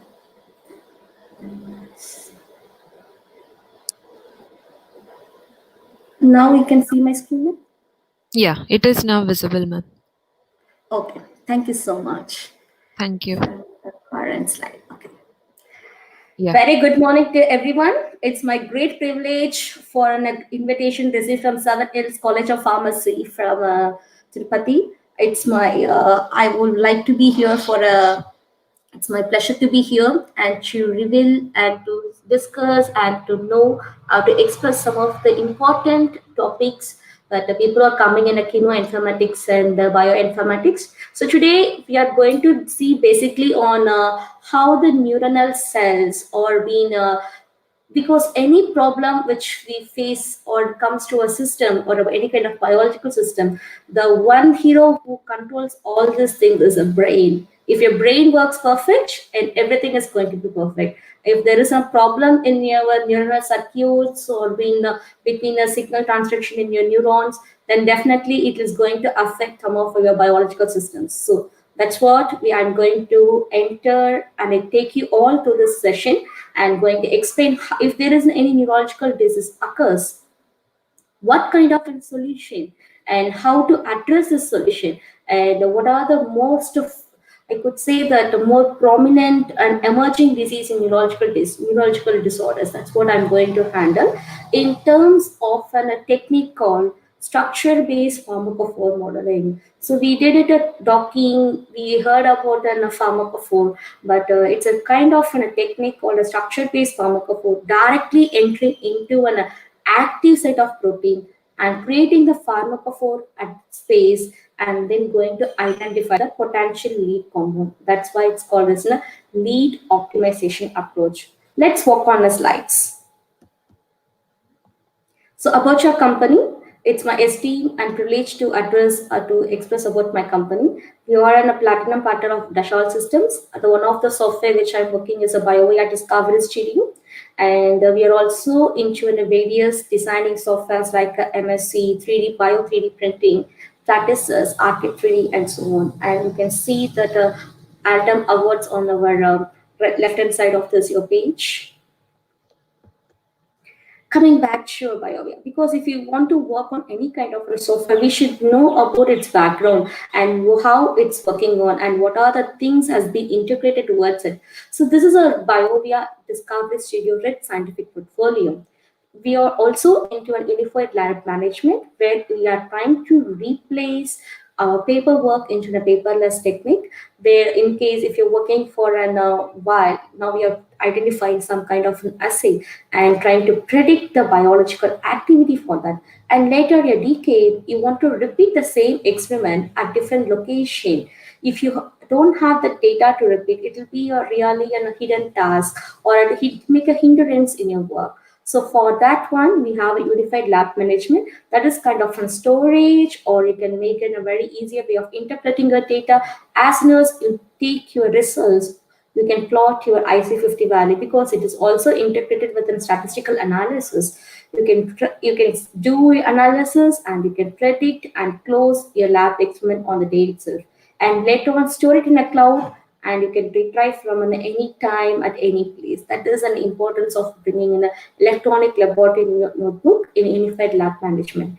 And of course, into the process production and operations, and more into a quality and regulatory management, where you'll be handling the documentations, processing, compiling, and being into the collaborative science. If you get into collaborative science, we are broadly into 4 different fields. Right from the predictive models, even if you have your sequence, you want to model your sequence in your as equal to your X-ray crystallography data or NMR data. That can be done by using sophisticated tools that is present in Discovery Studio. And note, I am not interested in small molecules. I want to develop in biologics, because these kinds of biologics are gaining a more importance among the people in recent trends, peptide-based drug designing, antibody-based drug designing. So if this is a one, rather than a small molecules, you would like to explore into this field, then of course, this is also possible that you can able to do it using Discovery Studio, using a novel therapeutics, because there are very few antibodies have been reported, and they've been using for different diseases, especially if you take it into neurological diseases. Most of the targeting for neurological diseases are antibodies. If you want to work it on that, and you want to design or you want to improve the immunogenicity, all kinds of operations which you can perform using an antibody developing tools that is present in Discovery Studio. And on the other hand, some people will be interested in doing a drug delivery. We want to do drug delivery, even in a cancer, or maybe in Alzheimer's or Parkinson's, whatever the disease which is making a dreadful genetic alterations on the system. During that time, we have poor ADMET properties, and the solubility of your drug will not be satisfied to meet the bioavailability of your drug. If that is the case, people will be moving on to the drug delivery systems, where try to integrate in terms of nanoparticles, or introduce within engineering materials like a carbon nanotubes. If that is the case, we'll be working on materials to you.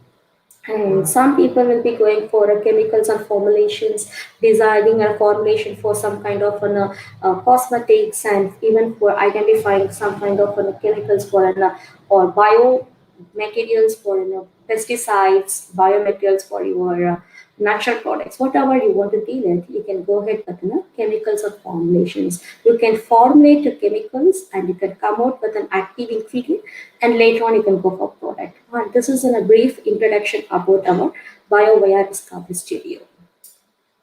Moving on. So directly getting into the topic, neurodegenerative disorders. So I told you, right, our hero of the system is in the brain. If your brain works very well and it does the process perfectly, then there is no issue at all. Any kind of systems, hormonal problems, or reactions, mechanism, and synapse, whatever I could say, that molecular signaling, everything is monitored under a small system is called brain. If the brain is healthy, we are also healthy. But what happens when the people will try to address, because in a contemporary world, we can see that many people are facing an age-related diseases. What is this age-related diseases? If you think about it, in the past 5 years, the most of the research across the world is on age-related diseases. People are trying to recruit the people and want to explore more on age-related diseases. Especially in the Western countries, this is the most popular research, which is taking very huge fundings. And why it is happening, how it is happening, and what are the signaling pathways are happening, because those things are being under the investigations. So neurogenetic disorders, around, you could think about it, 1 billion people in the worldwide are being affected by this neurogenetic disorders.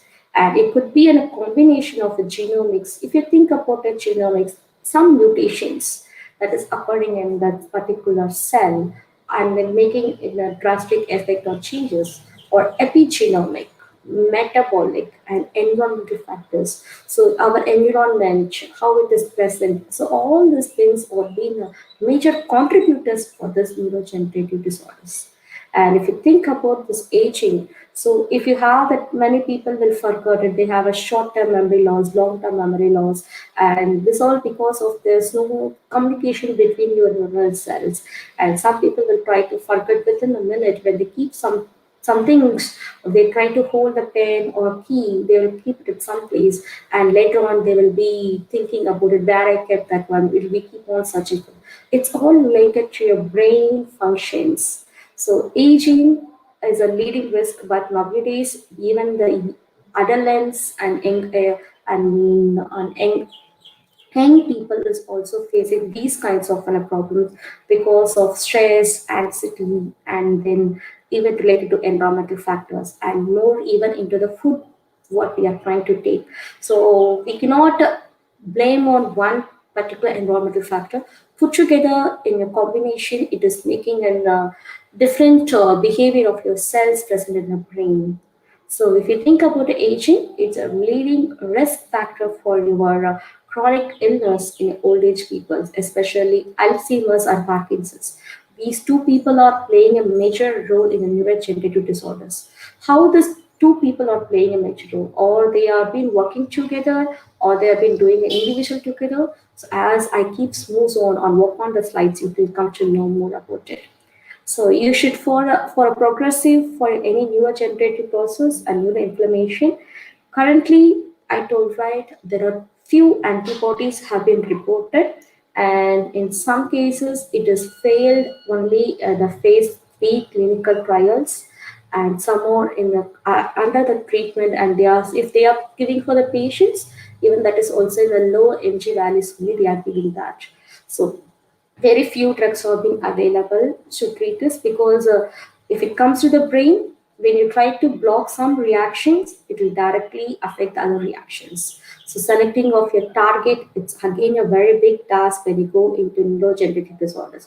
That's why nowadays very few people, I could say that, not like in a cancer research, it has been very vast, except in a cancer, brain cancer, glioblastoma, that is the one which is gaining a more importance because it is related to a cancer-based things. Apart from that, very few peoples or a few researchers will be interested into this working on the neurogenetic disorders. And currently, I told there are no therapies to prevent or slow or halt the disease progression. So then how we can address these issues? Early diagnosis is the best solution. Or sometimes we cannot identify the early diagnosis. Otherwise, we can go for discovering a new drug targets and novel therapies are the utmost importance for the neurogenetic disorders. How to identify the new targets and how to come up with the novel therapies and drugs. That's what I'm going to give you the solution at the end of my session. So you can see here how this normal neurons are present and then amyloid plaque, these things are present in Alzheimer's disease. And this is in source which has been, I tried to read it and get it from an International Journal of Molecular Science in 2019. So they were trying to explain very good and detailed manner. That's why I want to put it in the screen today. You can see this novel neuron and then how its progression is done. So postsynaptic terminal will receive and then there will be acetylcholinesterase will be there and will bind perfectly and all the things lysosomal function will be fine, mitophage will be good, and then there will be a mitochondria will do its own process and there won't be oxidative stress and the protein will be separated perfectly and there won't be any misfolding of our proteins, and finally your nucleus also feels good, happy, so that there is no neurogenesis, so it will lead to an adult neuron. But if you think about your neurodegenerative diseases, you can see the lot of red color lines that actually denotes there are some changes that have been occurring in a neuron that is affecting your neuronal cell. You can see when you try to distinguish between the two different ones. First thing, oxidative stress. Antioxidant mechanism has been stopped. So lipid peroxide is playing a major role. Try to secrete some kind of a molecule. And then it is going ahead, misfolding of your protein. Misfolding, it's a more popular one if you see it in Alzheimer's or in Parkinson's disease. Misfolding of your proteins or an improper modeling or a packing of the secondary structures. And if it's trying to do this process and the protein will try to aggregate, protein aggregation is the most important, I could say, or a crucial process of this particular neurogenesis. And then once the misfolding is also occurs, and that will help to separate the cytokines and will affect the proapoptic pathways, and definitely this cell is going to have enough at the end it is going to dead, and once it will try to dead, all the cells inside your brain is going to dead and it is not going to produce an adult neuron, then you'll be having a disease called Parkinson's or Alzheimer's or any related diseases to that, because your whole cell is going to dead and doesn't going to function as like a normal systems. So how to address this issue and what are the techniques? Because doing every time in vivo or in vitro, it's not an easy technique or easy method. You need a precise work need to be done for that. And even before screening and identifying the potential lead molecules, you need to identify even its pharmacokinetics and dynamic properties. So it is not a one field. It is we are trying to pull all the interdisciplinary fields here and identifying the best lead compounds. So for this, if you have a multiple targets or multiple proteins, how to address this? That is also I'm going to show you the solutions today.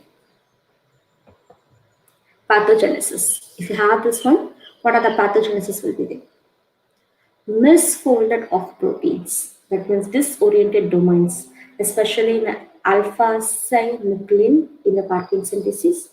Protein aggregates, it's a beta amyloid formation or plaque formation that everyone can come up with when you immediately think about the neural diseases.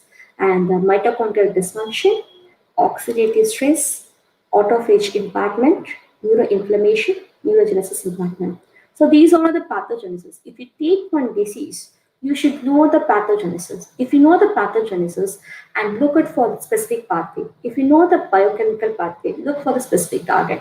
That's how we have to address this issue. You have to funnel down your research in such a way, identify the mechanism. Once you identify the mechanism, who is a superhero who is controlling this issue? Once you identify that specific person and target it, once you target that person and also look into a specific and adjacent pathways or being, I could say that, and adjacent roles of a specific protein. If it is a very crucial protein and important for the normal cell biological process and responsible for any of the cellular process in your body, we should think twice and thrice before targeting that. And more important, what you are going to design. Are you going to design the agonist or are you going to design antagonist? So all these things we have to keep in mind when we have to address this. And what are the most big solutions allowed across the world? It's a multi-target drug therapy for neurogenetic disorders. Only if you do this multi-target drug therapy, there will be a solution for this neurogenetic disorders. How to do that? Docking with a one protein and seeing the interaction, it's a quite easier one. But the multi-targeting, how to do that? That's what I'm going to show you today. Docking. So docking, every time, it's okay, I have identified 10 different proteins or 10 different targets for Parkinson and 10 different for my, I could say that for Alzheimer's and 10 for glioblastoma. So if you have this 30 different proteins, doing a docking with 20 lakhs of molecules or 40 lakhs of molecules or 10 lakhs, maybe I could produce 1 lakh, okay? 1 lakh of molecules screening against 30 drug targets will definitely take your time and you cannot finish the process as easy as. When we have this boxing between the docking versus pharmacophore, when you see this, actually they both will work together, but prominently more important is for pharmacophore. Because what is this pharmacophore? I'm going to tell you now. So boxing between both of them, both are fine. You can use both the technique, but when to use which technique is more important and priority in your chemoinformatics. So when you take this, and obviously, who will win? Pharmacophore will win because you can do the multiple drug targeting versus your multiple drug candidates using a structure-based pharmacophore modeling. That's why we are going to study the structure-based pharmacophore modeling. That is going to be the objective of this particular session. Then what is this pharmacophore? So the pharmacophore or essential features, say if you were telling about a biological activity of the molecule, what is the biological activity of the molecule and how it is predicted? Some people who is working on synthetic process, they will have one parent molecule and try to synthesize derivatives from that. But not all the derivatives is going to show an excellent biological activity. Only few molecules, compound 2, compound 10, compound 35. Like that, they will try to diversify the molecules based on the biological activities. And why it is showing in a different biological activity? It's because of I could say that features or a fragment or a functional group that is attached to that. That is the one which is making a major role in the biological activity. So the pharmacophore can be defined as a steric or electronic features that is required for your optimal supramolecular interactions with a specific biological responses. So either you want to trigger or block, it's up to your research of your drug target that you're going to take. And moreover, when you take a pharmacophore, you should see the pharmacophore in terms of an atoms rather than in terms of a molecule. Because the site of your pharmacophore, usually we'll see pharmacophore only for the ligands, but it is not like that. You have to see the pharmacophore even for your receptor site or active site. If you think about the active site, they are made up of an amino acids. If you see the amino acids, they are made up of CNHOS. It's again a molecule. So if you have a molecule versus molecule to be get interacted, then there should be enough features should be shared. If acceptors are present, donor should be there. Donors are present, acceptor should be there. But what if if your receptor is being totally carried out with an acceptor and more of acceptors and less of your molecule is going to have acceptor? That will definitely affect your docking systems, or even mapping systems. So, in order to know much about your active site, you should know even the pharmacophore for your active site. Only then we can design your appropriate ligand, and you can do for a docking or a mapping. It's up to your wish. And if you want to see the color codes in a Discovery Studio, we use a certain specific codes for that. The cyan color denotes the hydrophobic, and then green for acceptors, and you can see that pink color, which just means for a donor, and positive ionisable, negative ionisable. So if you have these complementary features present in that, complementary chemical features, then definitely your ligand will go and bind perfectly to a receptor, and that will trigger a biological activity. And how to generate a pharmacophore. Manual constructions before 10, 15, 12 years, they'll be doing a manual constructions. They try to identify based on the molecule functional group, OH, NH, or COCH, like that. They will try to pick and external molecules, and they will try to construct a manual pharmacophore. So what about the people doesn't have a prior knowledge of this pharmacophore? And how to do that process? Now it is being becoming automated. But if you want to do manual construction, you should have a wide knowledge in your chemistry and even your protein active site also. If you have a protein ligand complex, then it will be fine. And even you can use aligned ligands and chemical infusions.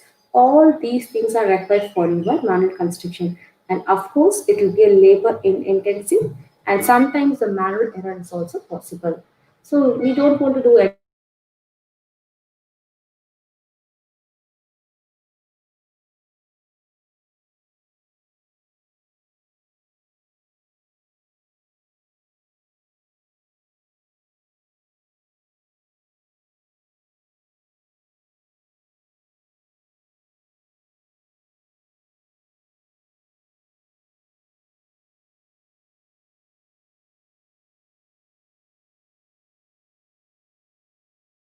Excuse me, ma'am.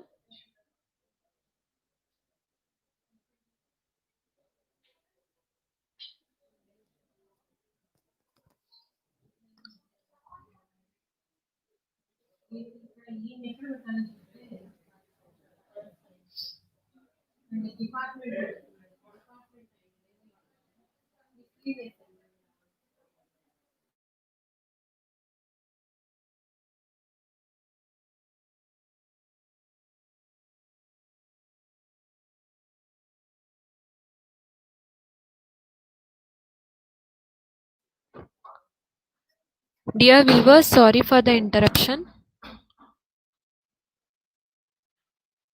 Please be in live streaming.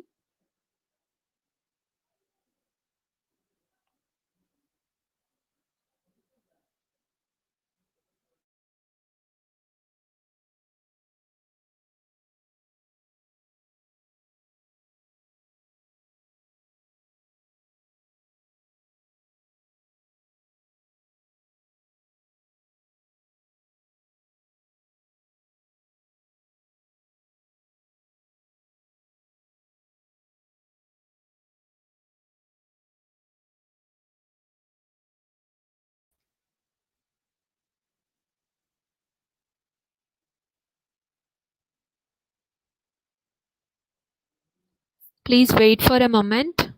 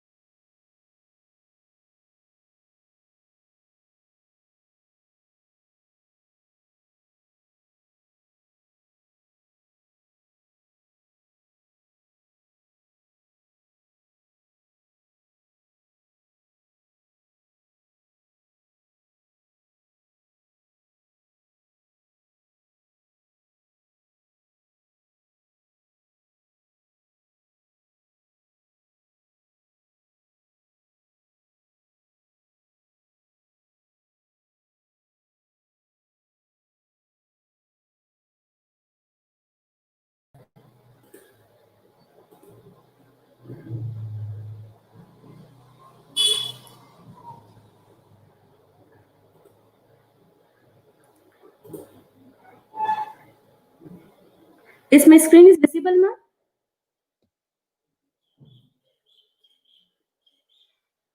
Hello?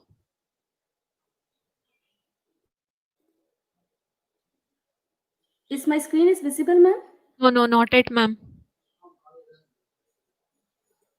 Again, share your screen, ma'am, once.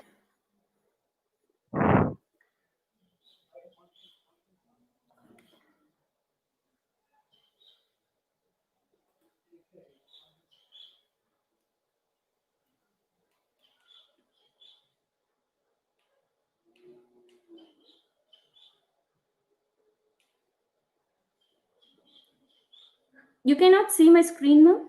No, Your no, voice ma'am. is not audible to me, ma'am. Is it audible now, ma'am? One second.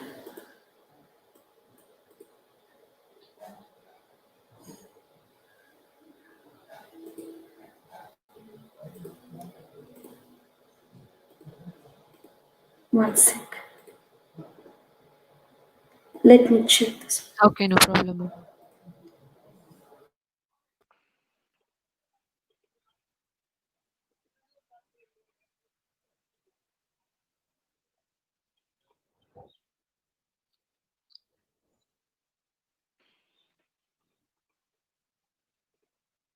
Is it fine, ma'am? Now you can able to hear my voice, but I Yeah. cannot hear your voice. That's all. Ma'am, here everything is fine, but I can able to hear your voice, but screen was not coming. Yeah, ma'am. Thank you. Let me check once. Okay. Let me share my screen. Okay, ma'am. Is my screen is visible right now? No, not yet, ma'am. See, ma'am? No, you're on the shoe. Yeah, will now share it my. was visible. You can see my screen also, right? Yeah, ma'am. Thank you, ma'am. Thank you so much. Sorry for the Okay, ma'am. inconvenience. No problem, ma'am. Thank you. Thank you. So sorry for the inconvenience. So now how to do this process? First, we have to select a protein, and from the selected protein, we have to define the site. So once you define the site, you have to generate the interaction map. So it could be after using an interaction generation that will automatically generate the Excuse me, interaction ma'am. map. Yes, ma'am. Yes. Ma'am, like it was still loading, but it was not able to. Show the thing. Presentation was not coming over here, ma'am.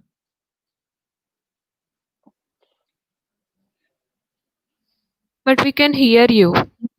Yeah, ma'am. 1 second. Let me connect it back.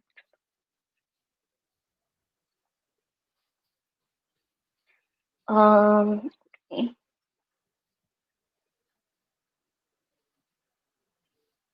I will again share my screen. Okay, ma'am. Share the screen. Share, yes. I think you can see your screen now. Right now, I'll share this. Yeah, Is it now it clear? was visible. Yeah, ma'am. Thank you, ma'am. Thank you so much. Thank you, ma'am. So sorry for the inconvenience because of summer here. It's raining. That's why I can the network issues happen. Okay, fine. Let's get into it. Not a problem. So if you want to do the process, you should know about first a protein site. Once you know the protein active site, from that protein active site, you have to generate the interaction map. So once you click that option interactive generation, that will automatically gives the pharmacophore of your active site amino acid. In that you can see there will be a clumsy of pharmacophores are present, acceptor, donor, and hydrophobic. And among them, which one I need to select for my further analysis? For that only, I'm going to use an edit, cluster, and select features. That is one of the tool that present in a pharmacophore. So once I do that process, it will try to select the most crucial one and then display the same.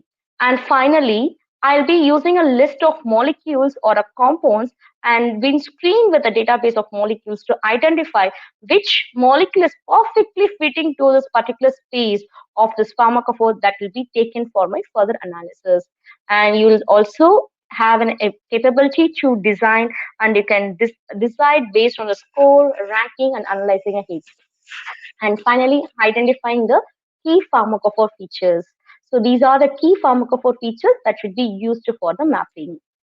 Let's move on and see each and every one detailedly.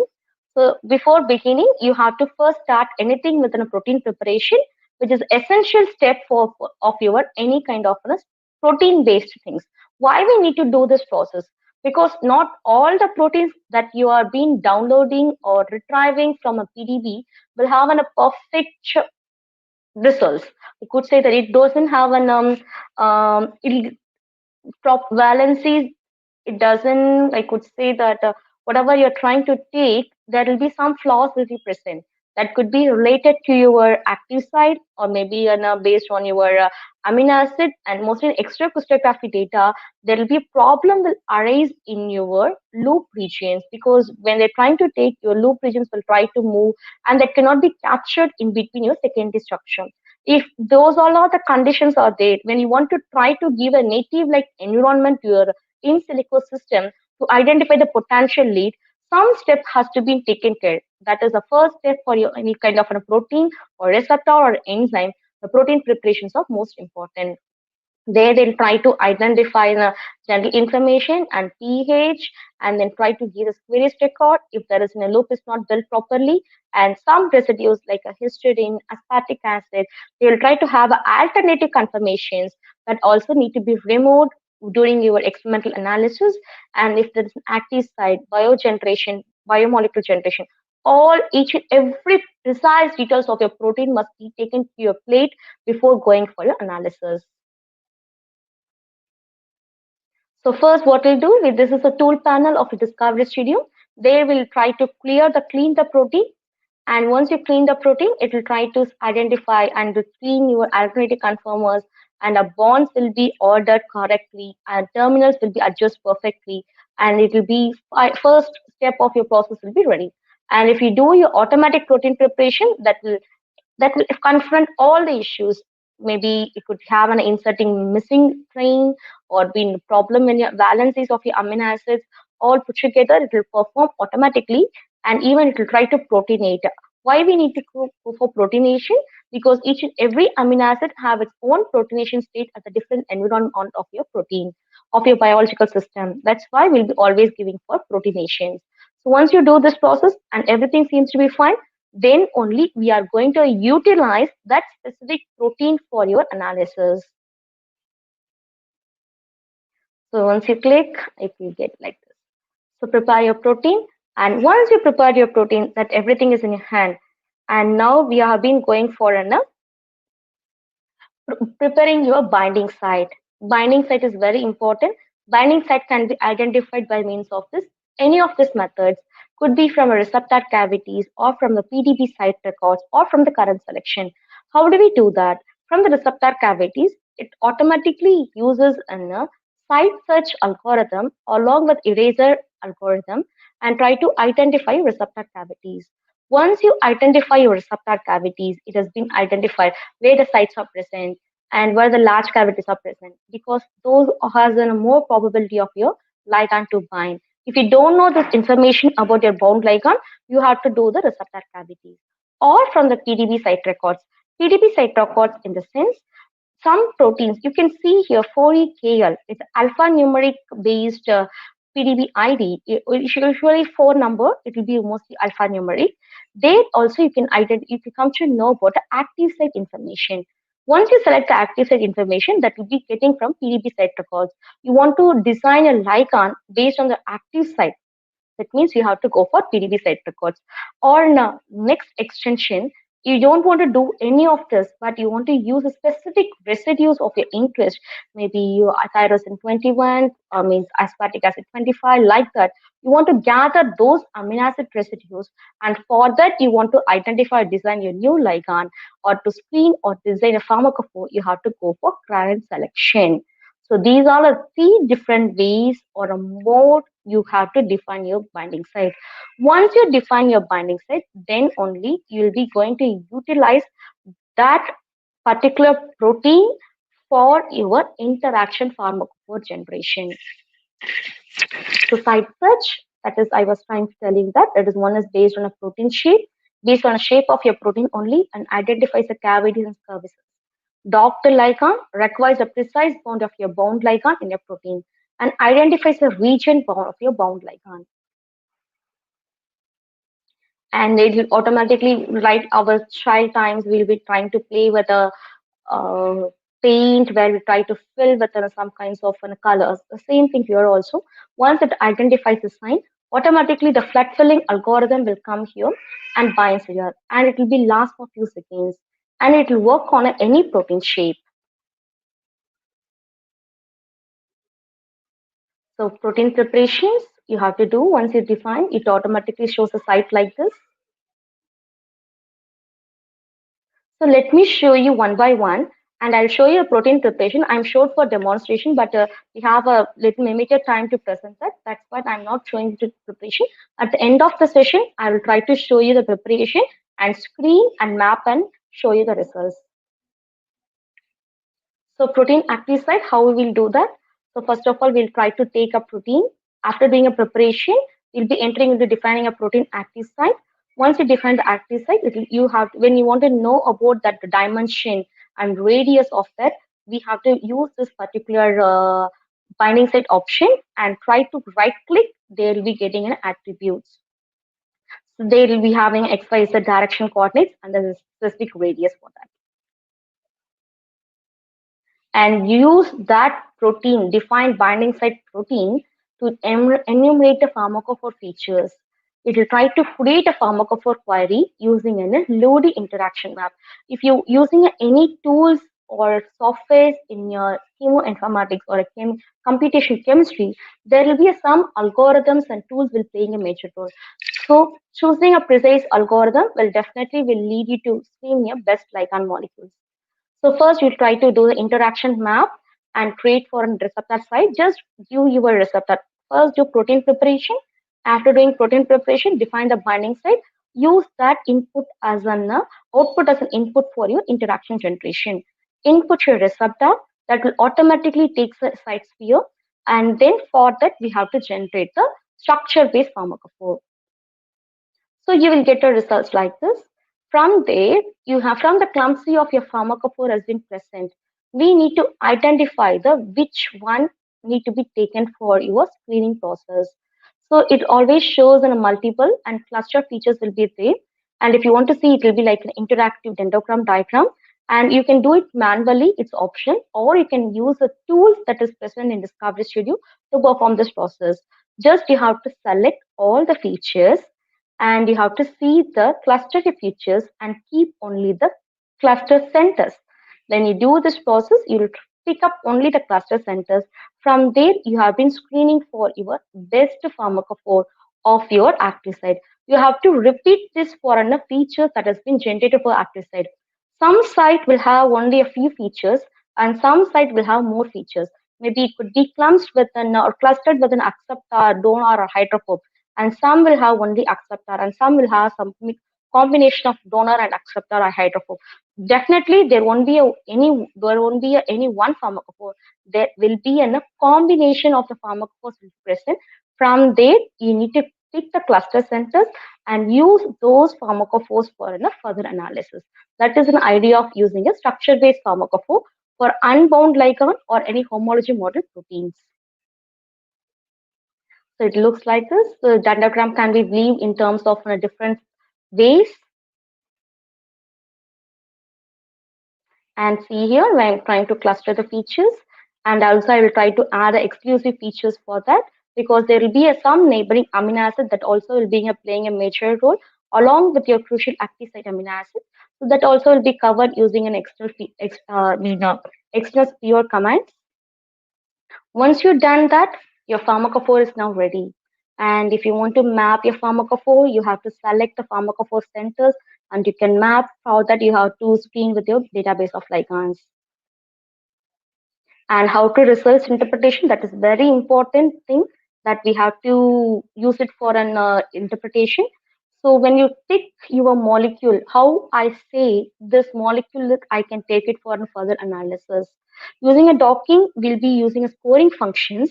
From the scoring function, we'll be drawing the conclusion, okay, more scoring function, more negative energy, seems to have a good interaction energy. But here, when you come to the pharmacophore, you have to see the three terms. One is the fit value. that measure how well your ligand fits to the pharmacophore. Higher the fit value, better the matcher. And shape similarity, that value between a zero and that measures the overlap between your conformation and shape constraint.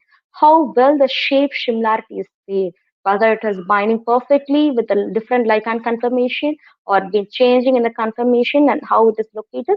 So you have to look even the shape similarity. Then map the atoms because each atom will map to the pharmacophore in different format. So everything you have to see in terms of dimensions and what is the tolerance and location of a feature name. So when you come to the pharmacophore, I'm not telling only the structure-based pharmacophore, even a ligand-based pharmacophore also. These three things are very important. If you're not sure about your mapped atoms, leave that, but always try to stick with your fit values and shape similarity. That is the most important, crucial way of screening your molecules. So based on that, when I try to input the different pharmacophores and seeing the results, I can come up with a maximum fit that you can see this molecule is trying to cover. You can see the different conformation. The conformation it is taken. That's why in the pharmacophore conformations are more important. So it will try to take a different conformation. That one of the conformation will have a maximum fit and try to share the maximum features of your site, and then it will be mapped together, and that will be ranked as a first based on the fit value 5.6 best. As I come down, you can see the values are going to be very less, that is 1.7. That means some of the features are not mapped, or you can see it is not mapped perfectly here, but however, it is mapped over perfectly here. And moderately fit, that is between your top fit and low fit, we have a moderately fit. That means any one feature might have been missed or mapping can be missed. But in the least fit, there will be a more than one, two, or few features or mapped confirmation not be perfect to that. That is an idea of identifying your molecules or screening the molecules in any kind of a pharmacophore tools. So maximum fit, intermediate fit, and least fits. And also you can estimate that predicted biological activity value in case if you're going for a ligand-based pharmacophore using an 3D QSR pharmacophore and screen with a database of ligand, you will automatically end up with a predicted IC50 value or a biological activity value. From there, you can start your experimental analysis. And of course, pharmacophores. So when you go for writing a paper and evaluate your results, we cannot believe the things blindly, even though the tool has been built with a good specificity and sensitivity. We should know about our statistical analysis. Anything which you can prove it in terms of statistical analysis, it's considered as a validation method. So if you want to do that, if you develop the structure-based pharmacophore of your specific receptor of your acetylcholine esterase, and you have screened the molecules and how well your pharmacophore are there of your active site. That can be done by using a technique called validation technique, or then I could say that as an enrichment factor technique, where you have to take a database of molecules and take a list of actives and hits and total number of active molecules, and then you identify your EF enrichment factor and goodness of a fit score. HA is the total number of active molecules, and HD is the number of hits retrieved, and A is the total number of actives, and D is the total number of molecules in database. If you try to do that, you'll be definitely get a goodness of it. So like this, you have to interpret your results. And I'll show you at the end. So multiple drug targets. Now we are coming back to the show of your neurological disorders. Now, when you have this is a technique I was trying to show you all, but how to do the technique also I told. Whatever the issue, maybe in any drug target, you can follow that, but pretending towards a neurological disorders, I'm trying to show you all today. And multi-drug targets. So I told you, right, we have on 10 drug targets for Alzheimer's and Parkinson's and glioblastoma. And then multiple pharmacophore. For that, you have to create a multiple pharmacophore. And we have a multiple compounds. So we call as a simple a triple M model. And how to do the triple M model? Let's see this. Using one technique called a ligand profiler. So if you have a targets, don't worry. You can generate a pharmacophore. We have generated a maximum number of pharmacophores. It is not limited. In the Discovery Studio, we validated up 2,000 pharmacophores mapped within 10 lakhs of molecules and more than that, and we identified the which drug targets for which molecule will go ahead and perfectly matches with that with the statistical data, and also in terms of an already experimental performed data, we analyzed and we identified the new compounds for a different drug target. That is an idea using a technique or a method called a ligand profiler. So how do we do that? Before, if you want to do, say, for instance, you have only a few molecules in your hand, then there is no issues. You can go as such, and you can pick your molecules and build a multi-conformation and finish a process. But what about when you have a database of molecules, and if you like to integrate as a part of your Discovery Studio? If that is the case, you have a tool called Build 3D Database. Input your ligands and name your database, and use a confirmation method based generation, and save your database. And once you save your database, that can be easily accessible through other tool called Search 3D Database. So far, it is not a part of it, and once you do the process, it becomes as a part of your Search 3D Database. And why we need to go ahead with this ligand profiler? As I'm telling, we cannot go like that. We should have some logical way or understanding about that. Only then we have to go ahead for any kind of a technique that has been introduced in your field of chemoinformatics or computation biology or chemistry. Need a full understanding of a drug characteristics and environment is a more important one in your drug discovery process. And you can see here, most of the drugs have been removed in the market in 1992 to 2010 because it's a lack of efficiency, side effects, and toxicity. So they're having a lots of issues in that. That's why they have been removed. So that's what, while they're doing a phase 1 preclinical testing also, some drugs will show some people it will be effective and some people not show effective.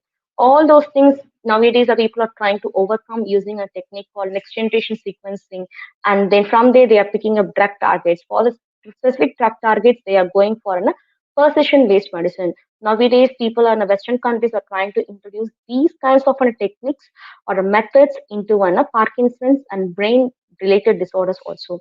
So first, you want to understand drug characteristics. So gain an insight into possible side effect, toxicity, and metabolic pathways. Metabolic pathways are very, very important. Just like that, they cannot take the target. We should define the drug target. Then only we have to design a drug for that. That is the most crucial thing. So metabolic pathways are more important. And refine your results based on the high throughput screening and identify the non-selective inhibitors. And then find therapeutic targets for your natural products. Repurposing of existing drugs. That's what in a pandemic situation people are trying to do, that trying to pick antiviral drugs and treating for a SARS-CoV-2. So repurposing of drugs. If you have any database, it's not an issue. Natural products, you can use it. Existing drugs, also use it. You can download from Asmix, or you can getting from an Chemdev, whatever, or PubChem, Sync, whatever the things are. You can take even all those drugs and you can understand, or you can screen with the pharmacophores. So classical models. So how this classical model will work? In a classical model, usually we will try to pick from one drug target, limited information about specific drug targets, and then this is a time consuming and low return, and it is again a guesswork. And we try to generate a pharmacophore hypothesis, and moving through the chemistry, it is costly, and we have to go for a high throughput screening and synthesis and low success rate. Ligand profiling. So if one technique is overcoming or trading off other technique, then definitely there will be some advantages for that. So if you take a ligand profiling, select the compounds of known activity, and then it will be like already known with an international pharmacophobia status, that also you can pick, and it should be a low cost. And if you come with the biologicals, map a biological targets to avoid a side toxicity. You can also think in other way. There are some proteins or making a toxicity, or being some people studying quantitative structure toxicity relationship. Can we introduce this technique to identify the toxicity of the molecules? Yes. Why not? When you're going something for QSCR and identifying biological activity, on the other hand, people who is working on toxicity activity, they can also use this kinds of a ligand profiling to identify the toxicity, more toxic related proteins. That is also feasible. The only thing is the set of molecules and targets that we are choosing should be a different. So when you use this ligand profiling, it will try to map the different biological targets.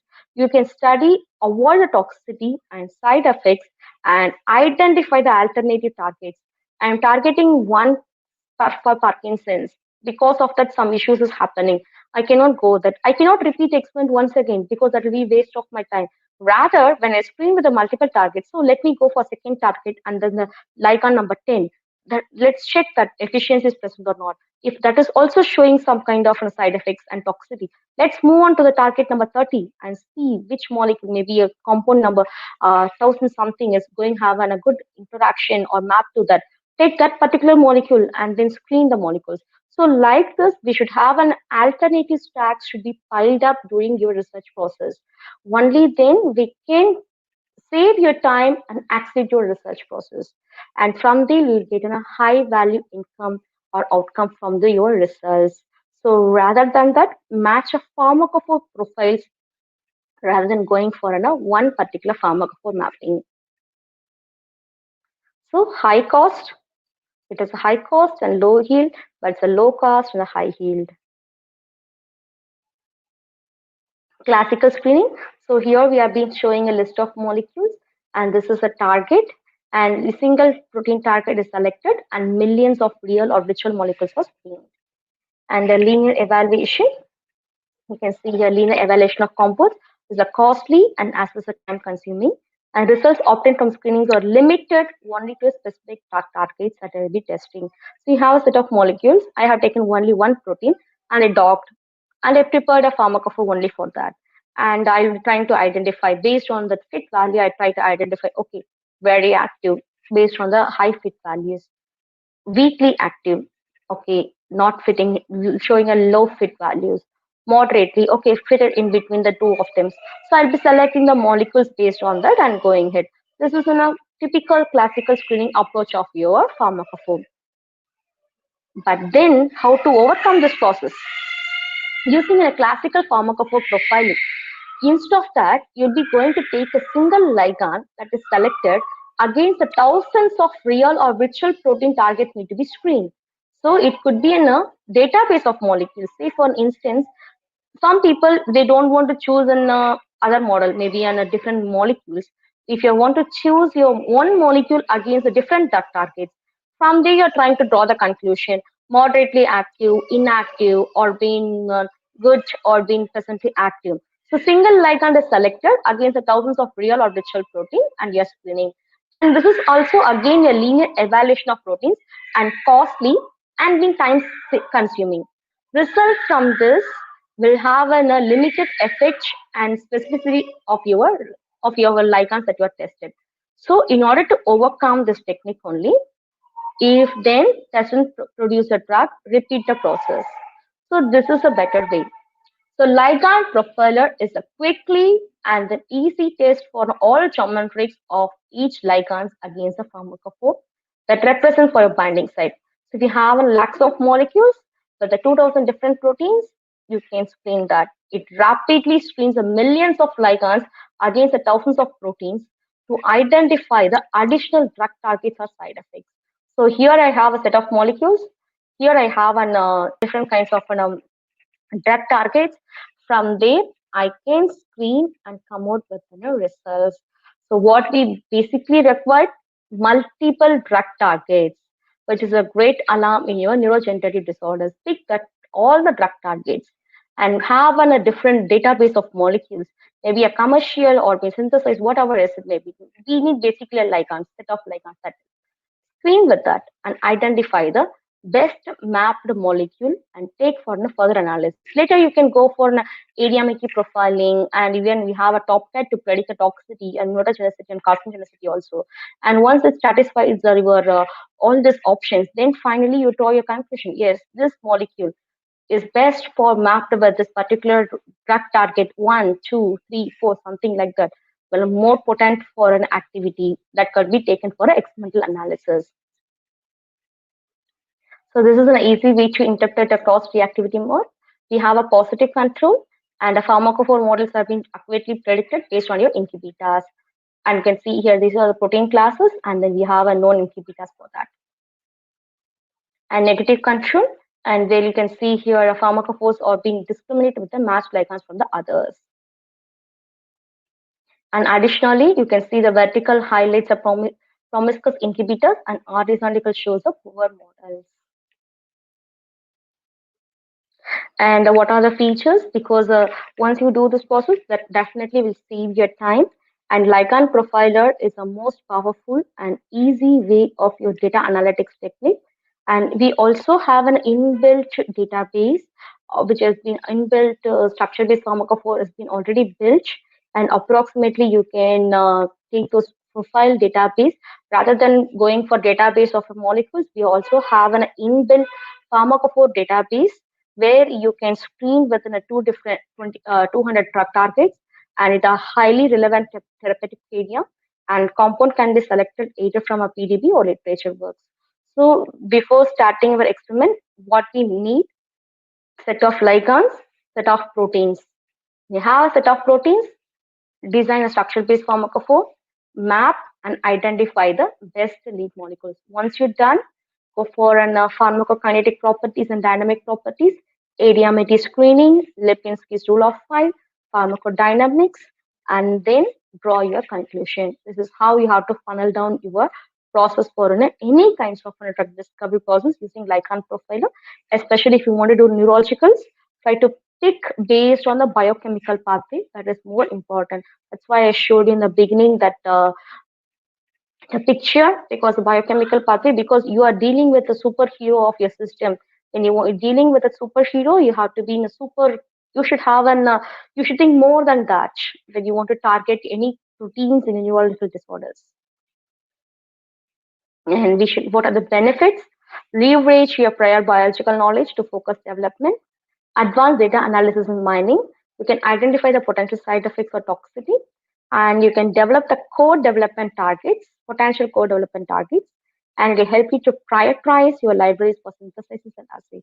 Even the people who is working on medicinal chemistry, who is interested more on this particular kind of metabolic disorders or brain-related disorders or neurological disorders or anything related to that, you want designing some kind of library. Prepare a library before going for synthesizing and using ChemSketch or ChemDraw, whatever the chemical sketching tools are present. First, target with this particular drug targets and see whether the library you are generating is going to perfectly work on your in vitro cell culture or in a 3D cell culture, or going for an in vivo testing with an animals or not. So this will be a very useful tool for you for people like organic synthesis, the medicinal chemist, to prioritize the library of molecules. And from a promiscuous inhibitors, you can avoid the valuable resources on a false positives, because the drug will show very good interaction in your docking, but when you go for your in vitro, some drugs will fail because it's have a false positives. Even you have a tool called a ligand interaction pharmacophore generation, where you can identify your false positives also. So utilizing specific tools in your which has been already developed using statistical parameters will definitely help you to reduce your time in your research and improve your efficiency of your work. And we identify, once you validate, so try to identify the poor structure-based pharmacophore model that should be statistically validated also, and rank and predict for your individual protein. That is most important one. So let me show you the demonstration of that, because whatever I showed you, it is just in the demo. So let me show you the demonstration, and then I will take you for the mapping. So it's a very simple demonstration. Let me share my screen with you all. BioVia. I hope you can see the Discovery Studio right now.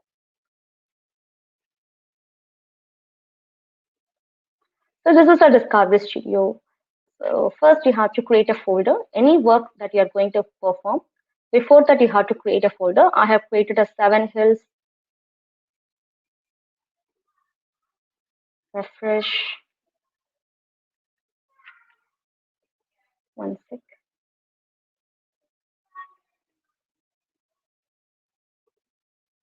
Refresh. So let me download one protein. So you have a macromolecule. This is a Discovery Studio. We have a tools to perform a macromolecules functions, simulations, receptor ligand interactions, and we have a high throughput screening method also, pharmacophore based drug designing using a pharmacophore tools, and small molecules where we're dealing with a small molecule based drug discovery process. And we have protocols to perform your operations and the files to access your input files from the systems. And the job menu will help you to identify what are jobs that you're trying to run. And the help menu, if you're stuck with somewhere else, what step you have to do, how to do this process, how to introduce the different numbers or play with the numbers, that all will be shown in terms of the job windows. So let me show this information. First, I'm trying to create a new folder. Creating a new folder. I could say that 7 Hills. Click OK. Right click and set this default.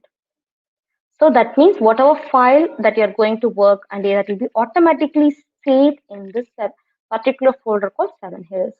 Now I know the PDB ID that 4MOE. Now I'm trying to download using open URL. 4M0E is in one of the inhibitors for your acetylcholinesterase, ACHE. So I know that PDB ID. I am trying to open here. You can see it is ready to download. As soon as you download, so whether I perfectly downloaded that particular protein or not, and respect the information about this protein, I will try to collect those information from my macromolecules tools. So go to the macromolecules. We have a tool called Protein Report and Analysis. I'm selecting that. Select the protein report.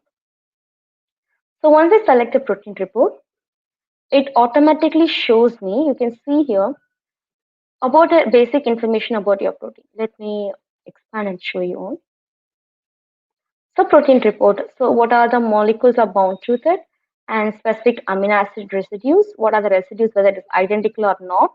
And you can see that squatus data, there are some gaps in between these particular residues, and magenta color that shows an incomplete or missing residues. And you can see the alphanetic conformations in your molecule, and then incomplete or invalid residues. And what is it? You can see a human acetylcholinesterase in complex with some kind of dihydrogenone 1. So that was trying to show here. And what is the type of experimental data? This is experimental data. Now I'm going to take, because it's an identical chain, right? Give control H. I'm giving a control H. I'm giving a control H. I'm trying to keep only, first of all, I'm removing from a structural environment. Selecting only the, other than A, I'm trying to delete the other ones because it's identical. But in case of an HIV native proteases and all, it will try to put together, it forms a binding site. During that time, you should not delete all the chains. When you're trying to delete the chains, look for the chain that is not contributing with your other chain active site information. If that is the case, you can delete it. If it is individual chain, then no problem. You can delete the individual identical chains. So I'm now trying to delete only the B and the related things. Even I'm not going to delete the water molecules right now. I'm going to check whether there are any water molecules are playing a major role during this pharmacophore mapping or not. For that, I'm not going to delete anything. How do I see that water molecule? Sometimes it will be automatically loaded in your protein report. If not, you can select your molecule. So this is a molecule. I'm trying to delete the other ones. Your bound ligand. Okay, this is your bound ligand. And water molecules are here. Now I'm selecting this water particular ligand. go to receptor ligand interaction, view interactions, define it, and see the ligand interactions. See here, you all can come to know that two water molecules. So when I expand this, you can see here water molecule 750 and then 857. These two are making interactions. So I cannot simply believe these interactions. How it is making this interaction, I want to know. So for that, I will just see it in this particular table. Non-bonding interactions, yes, I can come to know that this molecule is sharing a hydrogen bond. What type of a bonding? It's a water hydrogen bond, conventional hydrogen bonding interactions. So I should not delete that water molecules because that is one of the crucial pharmacophore. As I tried to show you, when I try to construct structure-based pharmacophore, we'll come to know about that. So I'm trying to delete this. The same procedure I did for butyl acetylcholinease or esterase also. I try to delete it. Okay. Deleted it. So now I have water molecules and bound ligand and put together. Now what I have to do, first step of my process after reading this information, I'll be moving on to even I will show you the alternative conformations. For that I'm changing into the line rather than in a protein view of apply. Okay. Can you see that cyan color displays over here? Those all called an alternative conformations. So how do I move or remove that one? So go to the macromolecules, even in the visualizer mode also. If it is not a licensed one, even the visualizer mode also, you can do this process.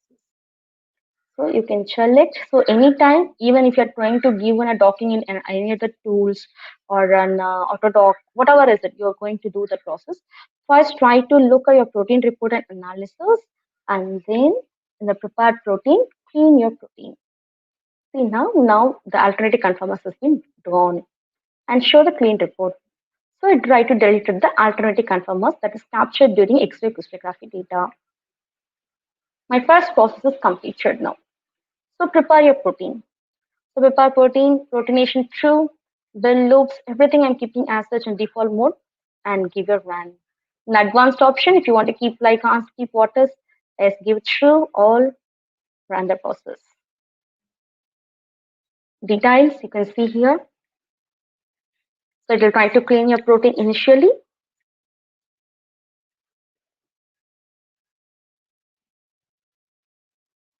So inserting missing residues, it goes in a 5-step process.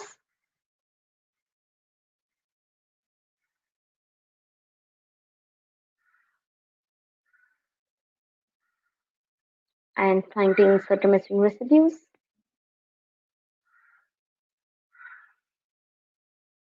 Yes, refining the loops and minimizing the loops.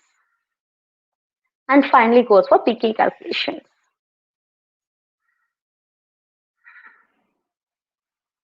Yes, proteination is done. I think it's going to finish. Yes, it's going to finish. Now put it going back to the background. So I will try to select the protein which I already prepared. Okay, it is not present. Okay, no issues. The PK calculation is running.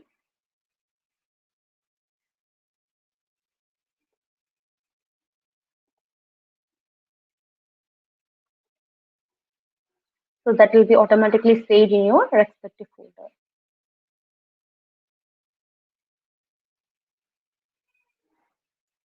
The same process we have to do it for another protein which we are trying to take for your multiple screening molecules. Just I'm showing you for one protein and demonstrating it. Yes, preparation is going to finish. Yes, download. Now double click and open your results. And if you want to see the detailed report, you can see the detailed report. What are the functions has been done? And when you write a paper, you can capture all this information. Going back, I'm taking only the prepared protein. Closing this, expanding the view.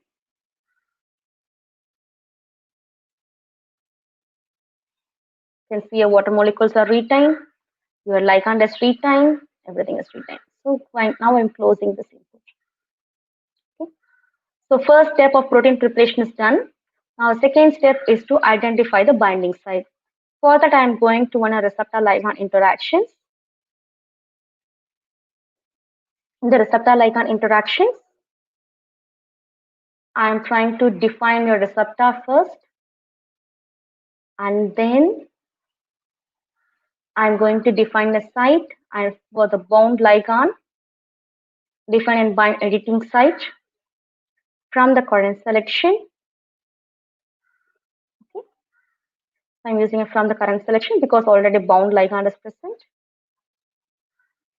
Otherwise, even if I don't have a binding site also, I can create a pharmacophore. Just select the molecule and drag it down. So this is a bound ligand.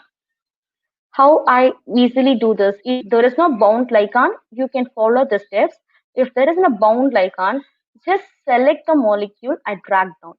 Now I'm going to use, let me run the same in a ligand pharmacophore as well as in other pharmacophore interaction generation and show you the results.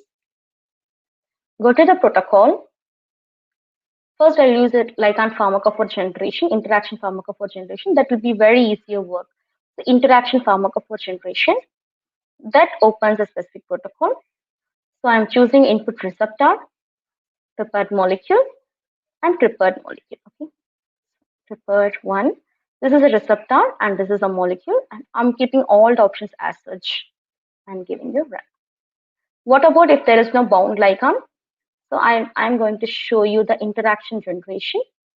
So here I have selected the molecule and defined the site. For that also you can generate. So mapping the feature is done, is processed. Yes, 221 features, and is trying to create a feature. Let's see both the results and move on to the screening of your molecules. Yes, it's now analyzing it. Okay. Now I'm opening the bound ligand results.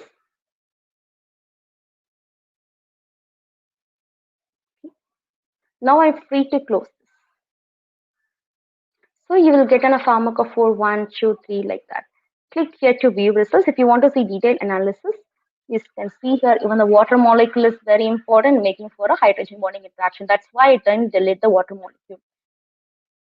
So I'm selecting the pharmacophore 1. And if you want to see the interaction with the pharmacophore, click here to view results. Give Control H.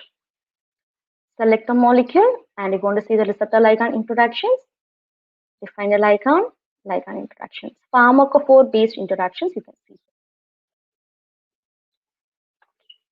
When you want to add in a molecules, what are the crucial amino acids, select the receptor atoms, right click, label, add amino acid, apply. Okay. So these are the crucial amino acid residues for your interactions. And then if you want to see the distances, you can give the distances also.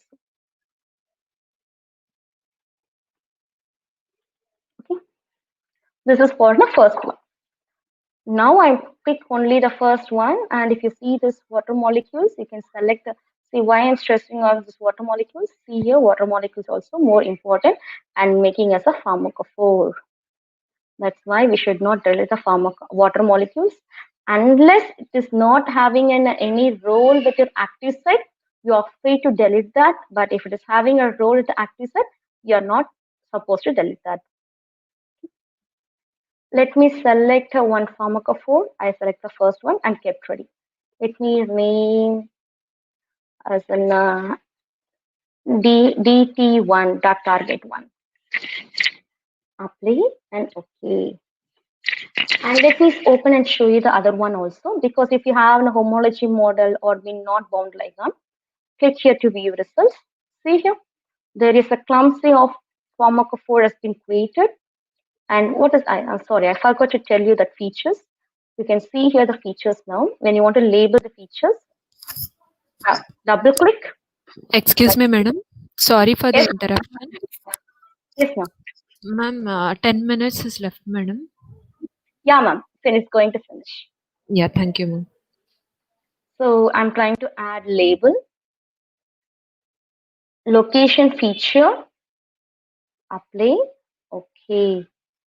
So you can come to know about what are the feature locations are there and what does the feature means. If you have to select, say for instance, and right click, label, add, feature location, once, accept our features, apply.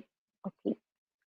So you will get an accept our features over here. This is accept our. If you're not sure about that, if you have any confusions with your numbering or mid coloring, you have here these feature maps also.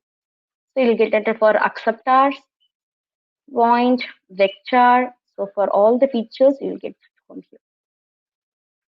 Vector features, point features, sphere object features, and location feature. So you have an feature for an acceptor, ring aromatic. Ring aromatic will be in orange in color. Acceptor will be green in color. So we have only two features here. Okay, fine. We'll have this particular one, and similarly you'll get it for this tool also. When you don't have a bound ligand, it's not there. For that also you have to generate the pharmacophores, and using an edit and cluster pharmacophores, you have to prioritize the cluster centers. From there you can go for screening analysis. Now I'm trying to close this. Let me take first pharmacophore alone, and then I will show you the ligand profiling. So go to the protocol, and for screening directly I'll do screening here. So for ligand pharmacophore mapping, it is for one pharmacophore if you have. If you have more number of pharmacophores, let me do another one results and get you that. Okay. Maybe I'm trying to get the other one.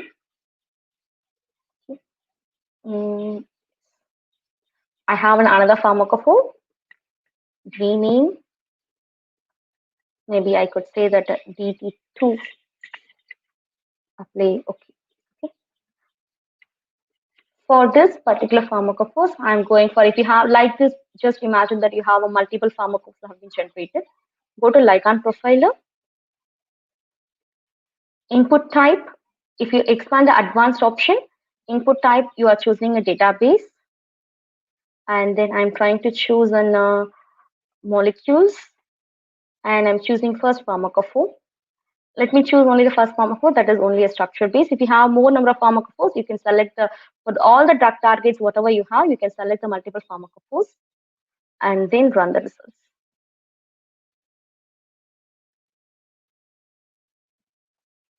So even I am free to choose a flexible mode also. Run the results. And it's trying to map. And if not, we are having a pharmacophore database inbuilt. You can browse which is already present or not. If you're not going to select this, you can use the pharmacophore database. See here, you are having a pharmacophore database acetyl transferase. You can automatically pharmacophores has been mapped. I mean, structure-based pharmacophore has been developed for this. You can select this, click OK. See here, all the pharmacophore will be mapped, and for that also you can run your results. So either way, you can do this either with the mapped with the molecules or within a searching database that is present in your, see here, 301, it certainly will take a long time, but let me show you the results of this ligand profiler. So profiling will be organized in such a way that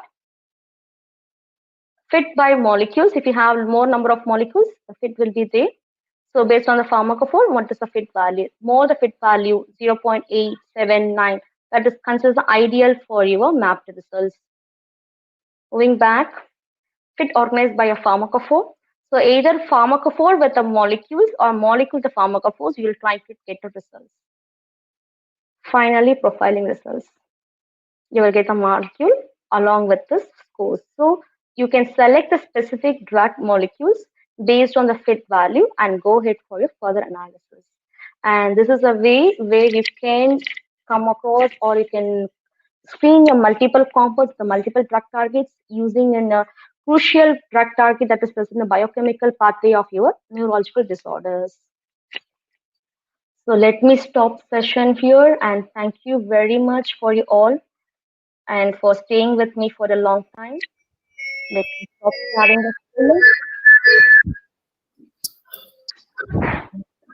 So if you have Thank- any queries, please let me know about it. Can you suggest both open source and proprietary for finding out the binding site volume and search various ligand database for an appropriate set of ligands? For binding site, yes, I would say that you can do your binding site analysis within different tools like a CASP. Even we have an ML-based tools which is also under application. You can choose that one, and from that you can draw the conclusion which are the best binding sites. That can be done. Thank you. Thank you, Salinder Mahanta. You can do that.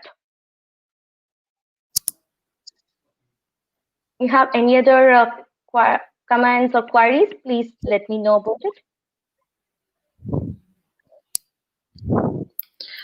Thank you, ma'am.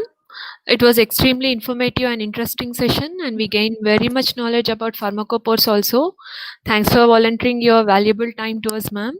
And please accept our sincere appreciation for the outstanding presentation. And I request to accept our memento virtually, ma'am.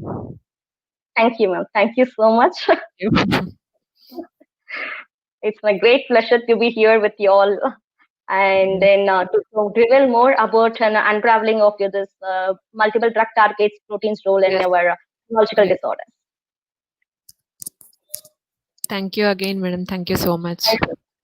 Thank you all. Thank you, management, and special thanks for Dr. Suchintra and then Mrs. Divya and then management for asking me for a resource person today to present and then to deliver more information about a BioVia Discovery Studio and also the importance of the chemoinformatics tools. Thank you.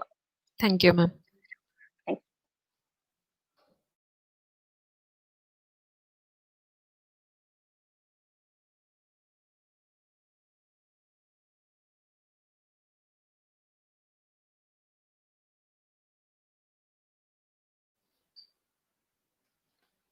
Thank you, everyone. Please rejoin us for afternoon session by 2:30 p.m. by the link.